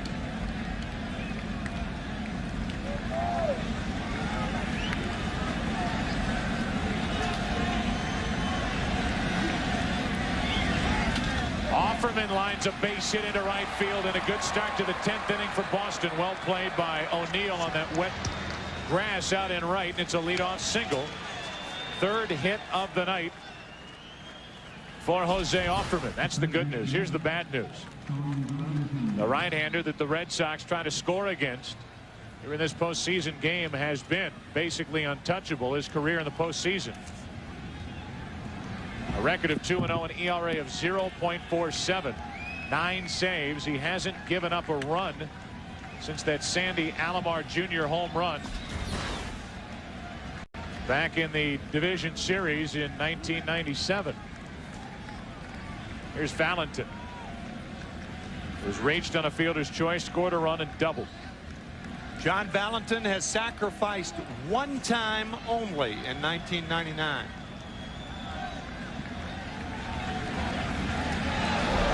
You almost have to bunt here, though. I think you play it straight up just like Joe Torre did with Chuck Knobloch, setting up the tying run back in the 7th.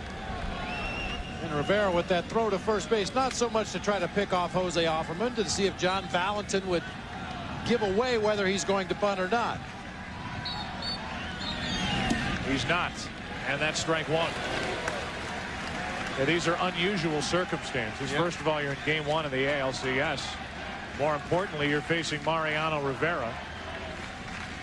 You've got your number 3 hitter Daubach on deck. If you can avoid the double play and get that runner down to second, then you can get Nomar Garciaparra to the plate. They're swinging with Valentin, and the count's 0-2.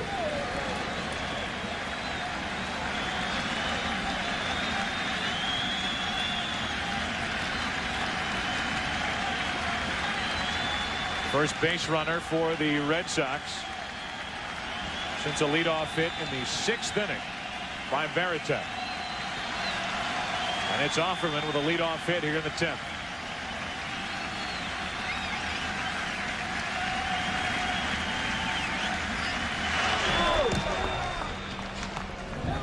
You may remember in our Sounds of the Game a couple of innings ago when Jimmy Williams was talking to first base coach Dave Joust about Mariano Rivera. Can you run on him?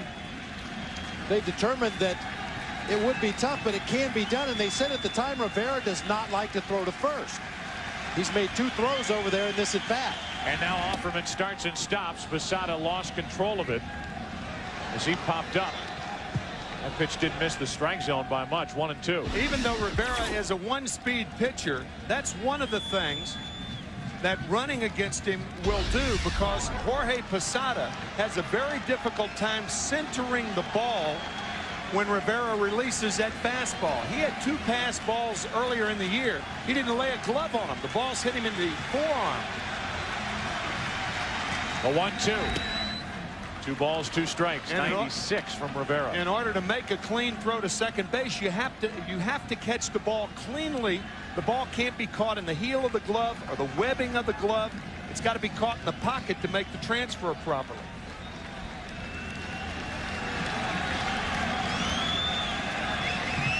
Go ahead run at first with nobody out. Offerman starts and stops, and a ground ball to third. Down to second, out. They call him out, and we are going to get an argument. Jimmy Williams comes firing out of the dugout. They say it was on the transfer, and Offerman is forced at second to put out 5-4.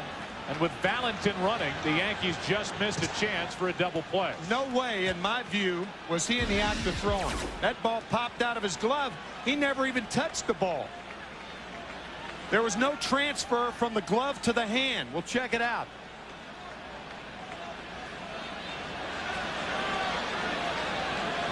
Ball came out of his glove. He never went into. He was never in the act of throwing. That's a very poor call by second base umpire Rick Reed. Knobloch never had control of this ball. It hits the glove and comes out immediately. No control in the glove, no control in the hand.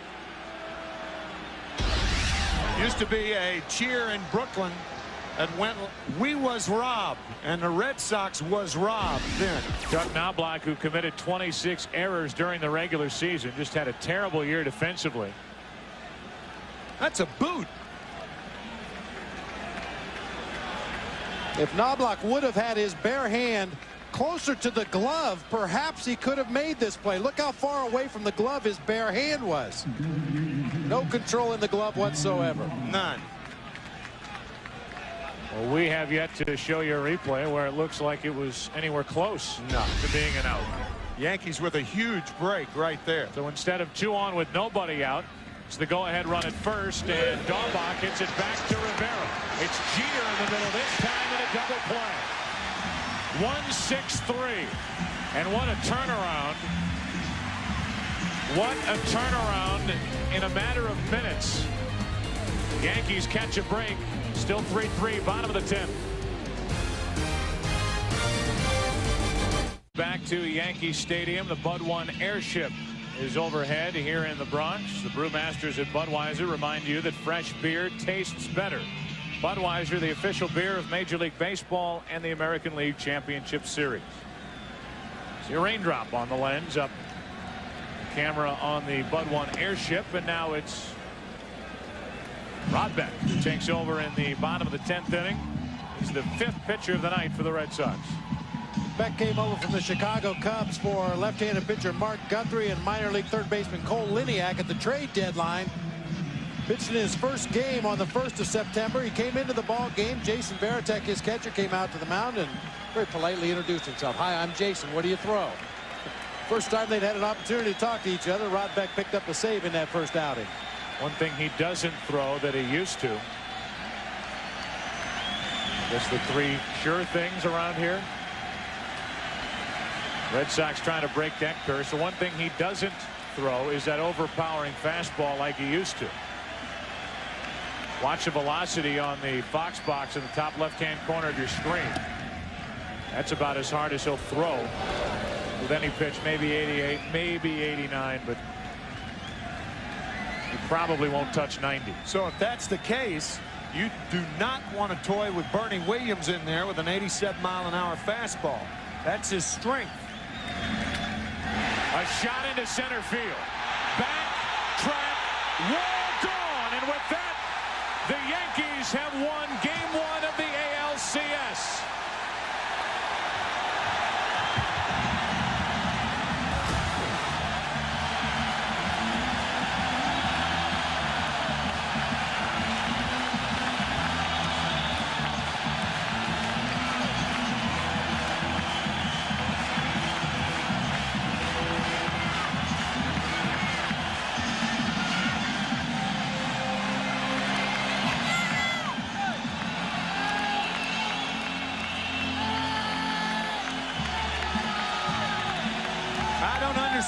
You could see Jason Varitek setting up inside to pitch to Bernie Williams. It looked like a high inside part of the plate fastball. Not for long. We'll find out. Let's go down to Keith Olbermann. Keith. Bernie, congratulations. Couldn't have come at a better time from you. Thank you. Thank you very much. I was trying so hard during the course of the game, and I was just able to get a good pitch and put a good swing on it. Did you, as Chef Nelson says hello, the speed of the pitch, we were watching Beck not at full velocity. Is that where you want to pitch in that situation at that speed? Well, I was just looking for a pitch out over the plate. He threw me a cutter the first pitch, and I thought they were going to work me in. So I just didn't want to pull off the ball, try to stay inside, and I got my pitch, and I put a good swing on it. Bernie, we won't say that was a missed call at second base in the top of the inning or the bottom of the last inning, the top of the inning, but it's a call that goes your way as opposed to Boston's way. When that happens with the Yankees, do you feel like you have to take advantage of that situation? Well, there's no doubt about that. I think we had a couple of opportunities during the game that we could have capitalized on. We didn't. And, you know, in series like this, you need a break like that to get it going. So we're just very fortunate and very proud to win this game. Are you glad you signed with this team rather than the one in the other dugout right now? Well, I like where I am right now. Bernie, congratulations again, and thanks for stopping by right here. Thank you very much. Joe Buck, back to you in the booth. All right, Keith. As we take you away, Tim, watch this one being driven away by Bernie Williams. All you have to do is look at Jason Varitek. The right foot plants. He sets up inside. Wrong place to pitch, Bernie Williams. Bernie Williams, who was the ALCS MVP in 1996, has a leg up on it in 1999 with this swing.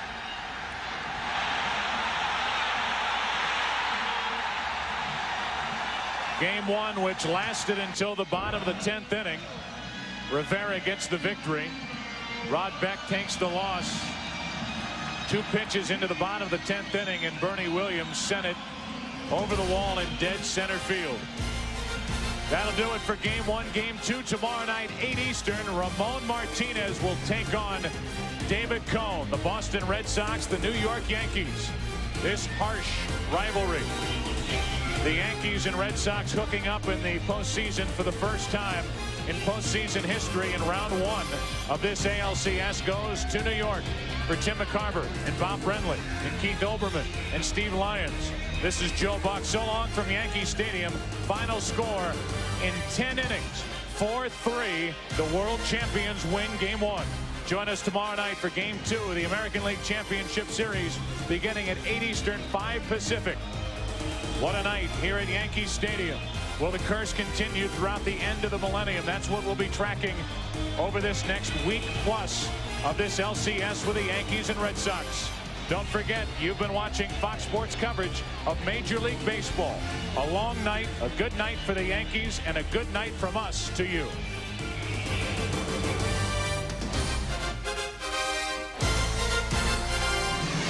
This is the place where champions are crowned, where legends are made, and dreams come true. This has been a presentation of Fox Sports.